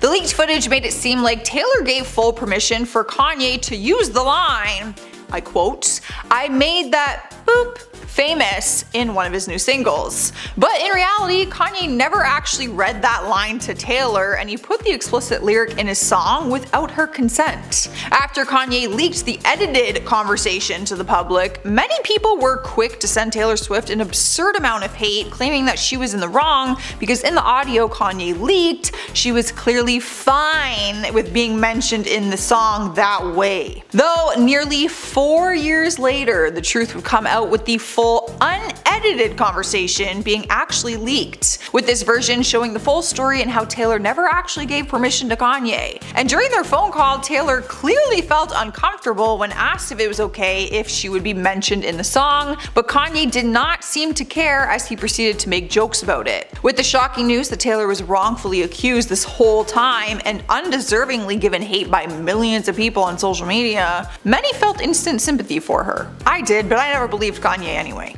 And last but not least, taking our number 1 spot, we have the Tonya Harding incident. Tonya was a very successful competitive figure skater that was praised for her dedication and outstanding skills in figure skating. After being the best in her craft, she began to be challenged by Nancy Kerrigan. Nancy was a figure skater that had a long-standing rivalry with Harding, and it ended up being that Nancy was the one person in the way of Tonya making her way to the Olympic team. Tonya's greed for success led her to scheme against Nancy to hire a hitman to intimidate her with a club. The hitman acted accordingly and promptly hit Nancy on her knee, leaving Nancy injured and unable to compete. With a full investigation going on about the attack, the team behind the attack would confess in the planning behind it, though Tonya insisted to not be involved. Later on, Tonya and Nancy would compete against each other, and with Tonya being on the bad side of the karma, she ended up coming in 8th, while Nancy took 2nd place. In due course, after the competition, the evidence mounted against Tonya continued to grow, and she eventually pleaded guilty to the attack. Everyone was waiting for that,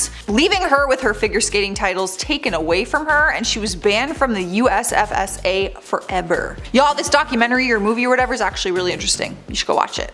It's a cool story. And at number 10, antisocial antics. Actor Jim Carrey formally revealed that Tom carries around a particular nickname in the industry. When mentioning the renowned star in his book, Memoirs and Misinformation, Jim stated that Tom was constantly being referred to as Laserjack Lightning within Hollywood. While exposing this, Jim added, "That's just us poking fun at the litigiousness of Hollywood. I know Tom. He may sock me, but hey, I'll take the beating for a piece of art." An unnamed source once claimed to Life and Style that Hollywood may have iced Tom out. Then there's the alleged theory that the actor has stuck with his promise of never speaking with or working alongside those who exposed him. The same source concluded he doesn't have that many close friends, and he certainly doesn't trust many people. Some say all of his supposed celebrity friendships are phony. Before we break down the rest of today's list, be sure to tap our notification bell for more top 10 celebrity content. In at number 9, hates Rob Lowe. There was a time when the filmmaking actor and podcaster dished about his heated run-in with the Mission Impossible star. Rob formerly recounted the encounter with Tom while they were stationed on a set of The Outsiders. The incident occurred during a fight scene rehearsal when Rob accidentally hit Tom's nose and reportedly set him off. According to media claims, Rob stated he and Tom had to be separated to prevent them from engaging in a genuine physical fight, exclaiming, "The next thing you know, he's ready to kill me." Rob also mentioned how Tom lost his marbles when he discovered they'd be rooming together in New York during their final auditions for The Outsiders. In at number 8, Bossy Regulator. Tom's infamously viral Unprecedented Times rant was supposedly sending the right message but delivered in the worst way possible. Of course, shaming and publicly humiliating people is never okay and serves as an ineffective way to get messages across. Reports even stated compassion works best in response to compliance. However, there was nothing compassionate about the way Tom reportedly berated his Mission Impossible 7 crew about 2020 health protocols, leaked via an audio recording. Said recording emerged capturing the actor explosively shouting at his MI7 crew over their apparent health tiff, exposed by the British news outlet The Sun. While no one knew what sparked the outburst originally, The Sun stated Tom addressed 2 members on set who he believed broke protocols while filming on the outskirts of London. Both Variety and the New York Times cited unnamed sources surrounding the film to confirm the leak's authenticity. In the recording, Tom is overheard screaming that whoever did it again would be effing gone, and to not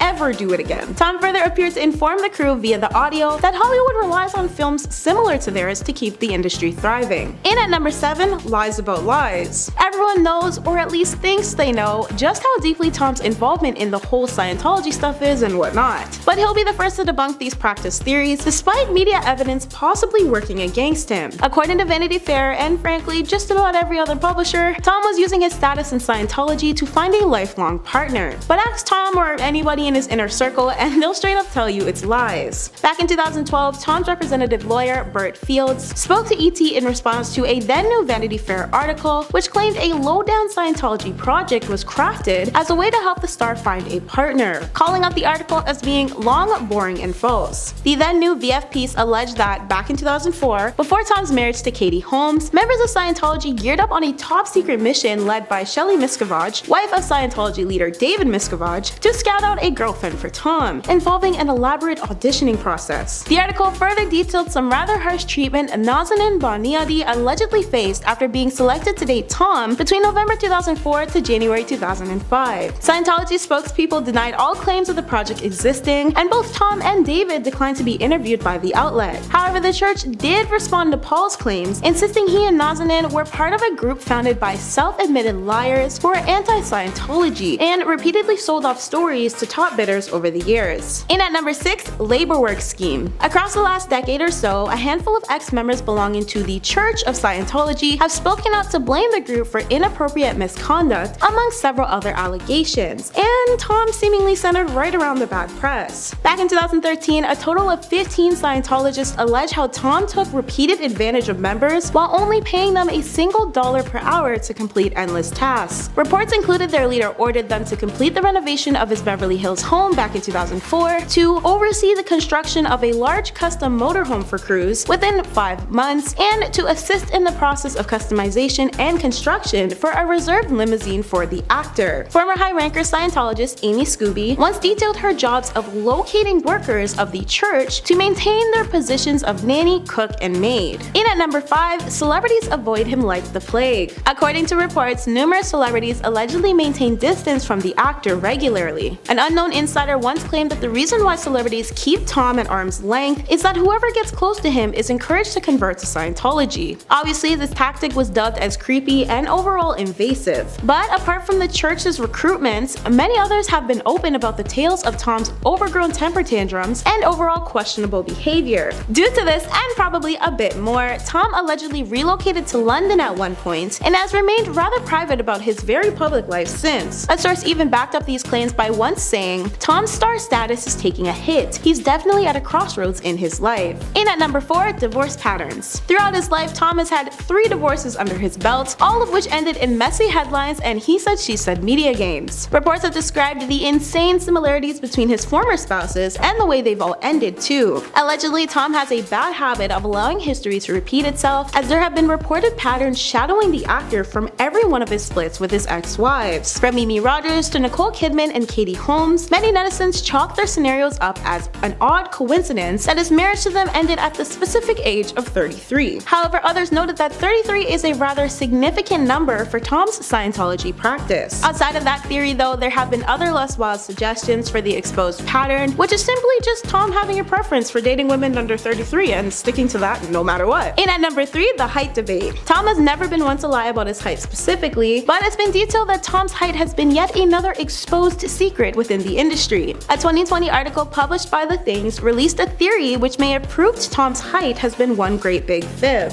It's no shocker that fans are adamant when it comes to speculation about the acting star, and even though Tom's infamous Oprah couch moment is still talked about even today, we've clearly seen a downfall in Tom's personal feelings being announced to the world. As E! Elaborated, while Tom was cast in one shot, many were unimpressed by Tom landing the role of Jack Reacher. While the character and plotline seemed perfect for Tom as an action-based film, fans of the Lee Child series just weren't happy. And while Tom didn't declare his height then, fans were clearly aware of how tall he is. Tom insisted on Lee Child's approval of him playing Jack as well. But of course, Tom was incredibly irked about fans commenting on the size of his stature. It states online that the actor is 5 feet 7 inches, and going based on that, it seems he's never lied about his height. Though he did also make regular appearances with his 5'9" ex-wife Katie for years with no issues. Not to mention his size never held him back in Hollywood, still worth millions and only adding even more acting credits to his resume within each month. In at number 2, controversial conversations. Tom once seemed to compare acting to combat fighting in Afghanistan. As for a 2013 reported deposition, while entangled in his $50 million lawsuit against Bauer Media, the actor allegedly informed the court that being on location while filming took about as much energy as serving a tour of duty. The opposing team's lawyer brought up Tom's alleged absence from Surrey, which publicly equated his comparison to acting being as taxing as someone fighting in Afghanistan. After Tom was questioned if he was aware of his words, the actor reportedly responded, "Didn't hear Afghanistan, but that's what it feels like, and certainly on this last movie, it was brutal." Naturally, the press was on Tom's tail with the effortless headliner, all while Tom's defense lawyer, Bert, attempted to clear the air about his supposedly exaggerated statements. Bert even slammed people assuming Tom's remarks were harmful too, stating, "The assertions that Tom likened making a movie to being at war is a gross distortion of record. What Tom said, laughingly, was that sometimes that's what it feels like." In at number 1, Worst Father of the Year award. Finally, we have the touchy topic of Tom's fatherhood. On top of being accused of brainwashing his eldest kids, Tom also reportedly abandoned another one too. But before we break down the latter, let's discuss the former a bit more. While Nicole Kidman and Tom were still married, they adopted 2 children named Isabella and Connor. Once they split, it was stated via reports that Tom did his very best to convince the pair they needed to cut their mom out of their lives. Former Scientologist Sam Domingo claimed Isabella and Connor were forced into Scientology school and taken away from their mother. Sam further added how they were brainwashed by growing up, sans choices, and was most notably being used as leverage for the church. While Connor allegedly remained in their care under full-time surveillance supervision, working to become the perfect Scientologist, Isabella starred in promotional videos for the church's London branch and encouraged members to intern as auditors. Isabella also reportedly described how the training was incredible and thanked her dad for everything. Then came the reports of Tom leaving his daughter Surrey behind. While Tom wanted absolutely no one to think he just upped and left his youngest daughter out to dry, this is adamantly what several stories claimed over the years. In 2012, Tom filed his Bauer Media lawsuit for the Life and Style and In Touch articles with claims that he turned his back on his daughter. However, he was later forced to admit in his deposition the next year that he had abandoned Surrey for an extended time due to work.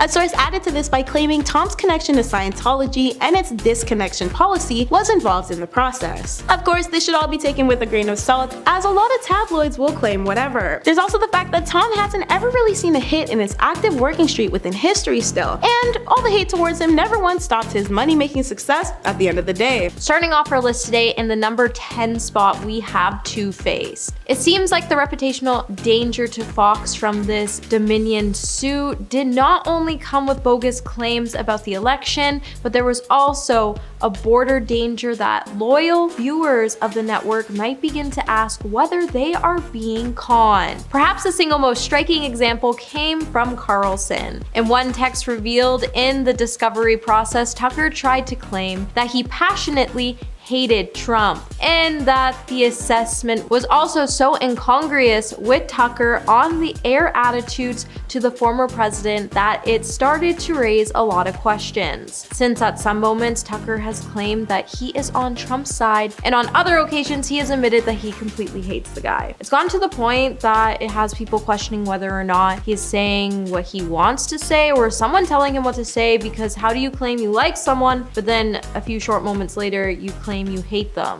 It's either one or the other. You can't have both. Number 9, immigrant comments. In December 2018, Tucker Carlson made offensive comments about immigration during the opening of the episode of Tucker Carlson's Tonight and lost show advertisers as a result. After he said, "Our leaders demand that you shut up and accept this. We have a moral obligation to admit the world's poor. They tell us, even if it makes our own country poorer and dirtier and more divided. Immigration is a form of atonement." In the wake of his very controversial remarks, more than 20 advertisers cut ties with Carlson's show in the months that followed, including IHOP, Red Lobster, and Samsung. And rather than apologizing, Tucker doubled down on his anti-immigration claims just a few days later when he said, "The left says we have a moral obligation to admit the world's poor, even if it makes our own country more like Tijuana is now," which is to say poorer or dirtier and more divided. Seriously, what kind of garbage comment is that? Hey, my little different species, are you liking this video so far? If so, don't forget to give it a thumbs up, subscribe to the channel so you never have to miss out on what we might just cover next. Number 8, too costly. Tucker Carlson has been a central figure in the defamation case that has been taken against Fox News by the Dominion voting systems. The high-profile legal battle finally settled last week after Fox agreed to pay Dominion $787.5 million, but the network did not commit to issuing an apology, instead merely saying that it was willing to acknowledge the court's ruling finding certain claims about Dominion to be false. With the case revolving around the false claims that surrounded the 2020 United States election, many claims were incorrect. Wild and suggest Dominion somehow had a hand in flipping votes from then President Trump to President Biden. But in all of the claims' efforts to prove that the network had acted with actual malice or reckless disregard for the truth, Dominion has also uncovered a private message that told a different story from the one being told on air. On one occasion, for example, Tucker told colleagues that Trump's lawyer, Sidney Powell, is lying in some of her claims. In another, Tucker sought out the firing of a Fox reporter who had fact-checked a tweet from Trump. While many media observers thought Fox would pay the settlement and continue down the same road, we would be proved wrong, as it seems like this Dominion case proves that Tucker has become a little too costly for the network. Number 7, Maren Morris comments. Following a social media feud with country singer Jason Aldeana's wife Brittany about transgender rights comments, Maren Morris would also find herself being the topic of the conversation after Brittany appeared on Tucker's show to discuss the matter. After a statement previously said by Brittany drew in a lot of backlash from Morris and others in the country music industry after she disparaged parents of transgendered youth on Instagram. Meanwhile, during Brittany's appearance on Carlson's show, he made a reference about Morris and stated that she was a lunatic in the wake of all this drama. Morris then decided to make light of the situation by taking the high road, and she actually went on to release a merch line to clap back at Tucker's insult with the t-shirt featuring her name with the words "lunatic country music person." The shirts also included the Trans Life phone number, and with every sale of the shirt, Morris was able to raise $100K, and she used it all to benefit trans rights groups. Number 6, Kanye West interview. So while the whole world was shaking their heads at the fact that Kanye chose to display a WLM shirt and other apparel during his Yeezy Season 9 presentation during Paris Fashion Week, everyone was urging the star just to stay away from social media. However, Tucker Carlson felt differently, and he decided to interview Kanye on his decision. In the interview, Kanye would defend his decision for wearing a White Lives Matter t-shirt during his presentation during Paris Fashion Week on Tucker Carlson Tonight. And if it couldn't get any worse, the interview was then aired in not just one part, but 2 parts. And in it, Kanye would say, "I do certain things from a feeling. I just channel the energy. It just feels right. It's using a gut instinct. a connection with God, and it's brilliant. But like, after all the hurt this movement caused, why would you think it was a good idea to bring Kanye on your show just to cause more hurt? I swear, common sense just isn't a thing anymore. Number 5, the legal suit. If there were legal reasons to why Fox has decided to distance itself from Tucker Carlson, they may not be confined to specific allegations regarding Dominion. When you get straight to the point of the case, you know there's this woman named Abby Grossberg, and on March 20th, she filed a legal lawsuit against Fox News, Tucker Carlson, and several others at the time. Abby was the head booker on Carlson's show, and she was fired from the network. In her 79-page complaint, Abby went on to note that her experiences were yet another in long line of cases chronicling the misogynistic environment that permeates Fox News. Her suit also alleged that the atmosphere on Carlson's show subjects women based on vile stereotypes, typecasting religious minorities, and belittles their traditions, and demonstrates little to no regard for those suffering from mental illnesses. With Abby feeling like she was coerced into giving misleading testimony in the Dominion case, she also alleged that the work area for Tucker's show, but Fox still strongly denies any wrongdoing in the case. Number 4, running for president. There has been a lot of presidential buzz around Tucker Carlson, but recently it has become more muted. So back in 2020, a report which suggests that if the anchor were to get into the 2024 race, there were many in the GOP that believed that he would be an immediate frontrunner in a Republican primary, with later development showing Carlson making an appearance last year at a key meeting of social conservatives in Iowa, and it would suggest he could actually be considering running for president of the United States. However, it is still a little too early to imagine that Tucker would depart from Fox so abruptly to pursue this thought, with so few hints being dropped in advance. If this really was his intention, he will now have plenty of time on his hands, which would make a run for office more appealing, but it seems equally like he will land elsewhere, like on another media landscape. Number 3, Teen Vogue interview.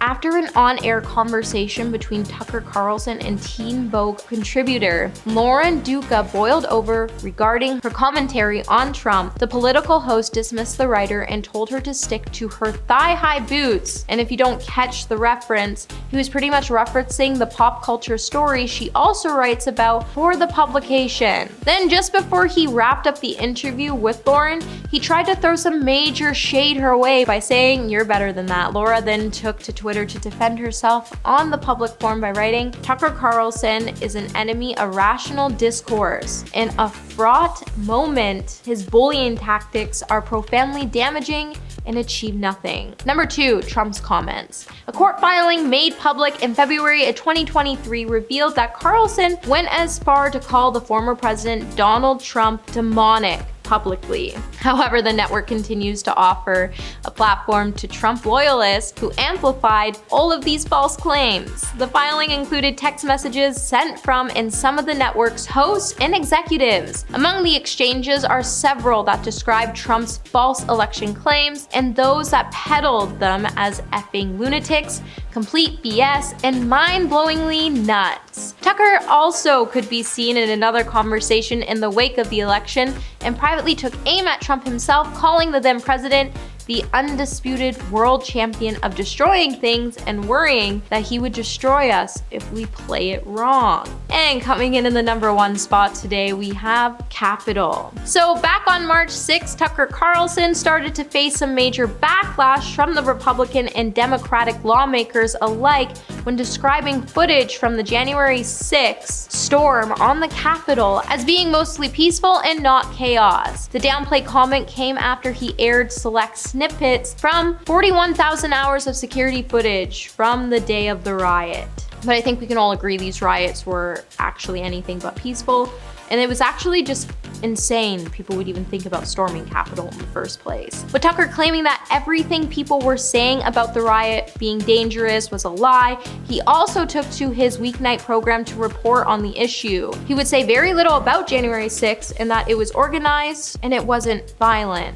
And surveillance videos from inside the Capitol show mostly peaceful chaos, but I mean, have you actually seen the footage? Because that whole thing was just insane. Well, at the end of the day, I think we can all agree that Tucker Carlson should have been fired from Fox News a long time ago, and the fact that he was able to last this long was honestly surprising. However, he's gone now, so we can all celebrate. Kicking things off at number 10, Hilary Duff. Former Disney star Hilary Duff is known to have lied about her age. Unlike many other celebs though, she didn't lie about her age to book a role. Hilary actually lied in order to get into clubs when she was younger. She revealed that when she was younger, she used her sister Haley's ID to get into clubs, though she was always recognized. I don't think people actually believed her lies when she was trying to get into clubs when she was underage. People probably just knew that she was famous and they let her in just to make themselves look better. Ironically, she's been on a show called Younger, and the series is literally about lying about your age. Talk about coincidence. I guess all that time faking her age really paid off in the long run. At number 9, Eminem. Rapper Eminem is caught lying about his age during a Howard Stern interview back in 1999. This was at the start of his career, so maybe he just wanted to start things off by having people think he's younger than he really is. In the interview, the rapper told Stern that he was 24, but later on people realized that he was born in 72,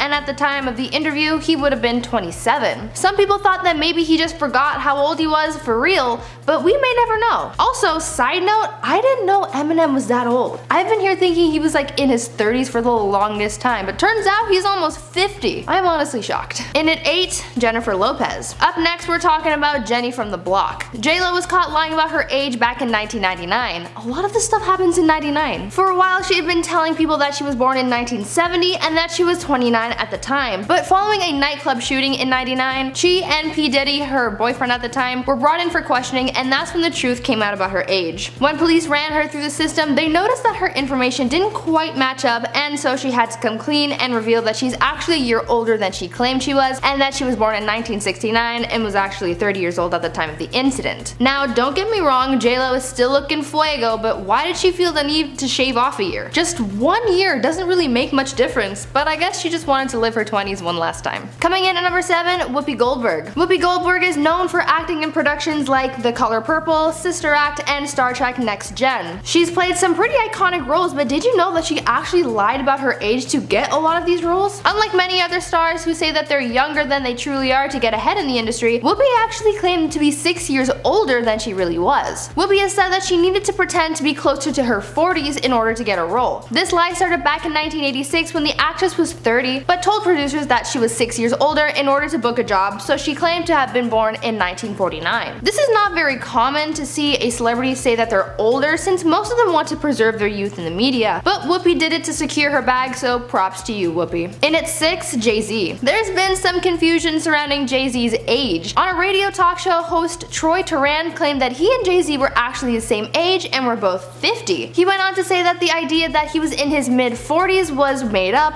and that his real age was 50. A lot of people bought into that and just assumed that Jay-Z was lying and that he just wanted to seem younger than he really was. But then records came out showing that Jay-Z was in fact born in 1969, making him 44 years old when the speculation came about. But I think that he's still lying about his age. I think he's much older than that, since he's a high-ranking member of the Illuminati. This guy is for sure immortal, and maybe his records say that he was born in 1969, but really, he could have been born in 1769, and he's been alive ever since. Halfway through at number 5, Steven Spielberg. Steven Spielberg is one of the most coveted directors in Hollywood, and his origin story, if you will, is one of the most unbelievable tales. Basically, the story goes that he was 21 and he snuck into the Universal Studios lot, found a vacant studio, and basically became a squatter there. He pretended to work there for months until he got caught, but then his film career took off from there. But there seems to be some discrepancies with his story, mostly concerning his age in that tale. Though he recounts that this happened in 1969 when he was 21, it turns out that if his birth date is correct and he was actually born in 1946, this means that he was actually 22 or 23 at the time. But on the other hand, he's also said that his time of sneaking into the Universal lot took place in 1965, and that means that he was 17 at the time, which really means that he was 18 or 19. Basically, the bottom line here is no one knows what happened and at what time and how old he was then. I think he's stuck in a time loop, honestly. There's just too many dates and times to keep track of. At 4, Nicki Minaj. Rapper Nicki Minaj is another celeb who's lied about how old she really is. For a long time she had us believing that she was born in 1984, but turns out she's actually 2 years older and was actually born in 1982. Her age discovery actually happened in a similar way to J-Lo. Nicki was arrested in 2011, but when she was brought in by police and had to record the incident at hand, it was then that her real age was revealed, showing that she was 2 years older than she said she was. I think she lied about being younger to appeal to her demographic, since her music and her image was so colorful and upbeat. Her career was still fairly new, so marketing herself to the right audience was still important. But still, only 2 years? 2 years really isn't that much of a difference. Coming in at number 3, Rebel Wilson. After a high school photo of the actress resurfaced, Rebel was forced to come clean about her age. Although she had been claiming to be 29, the source revealed that she was actually 36. That's a pretty big jump, but you wouldn't have believed it if she didn't say anything. One of Rebel's former classmates was actually the one to call her out for lying. She said that the actress was born in 1979 and graduated high school in 97. Rebel came out saying that she felt hurt when she was called out. She also went on to say that in the film industry, a lot of people face ageism and sexism, so she wanted to seem younger in order to avoid this. She was so cheesed that she even took the publication who leaked her age to court and won just over $3 million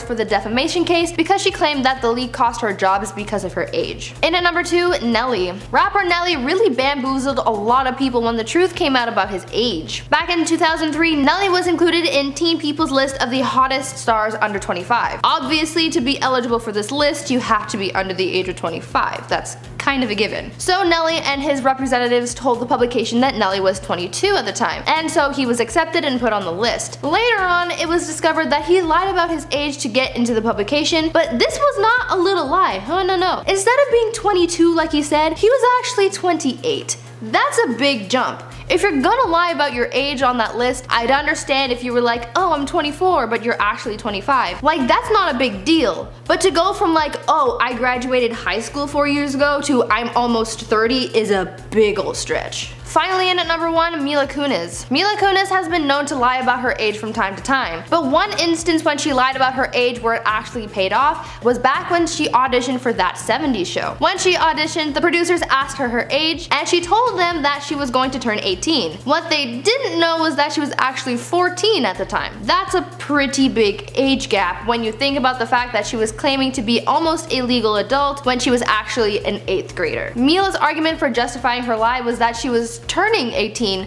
but she never said when. She would eventually turn 18, but that was just gonna be a little bit longer than they assumed. I mean, she's not wrong, but still. Obviously this lie worked out in her favor as she booked the role, but man, it's a good thing she didn't get in much trouble for this.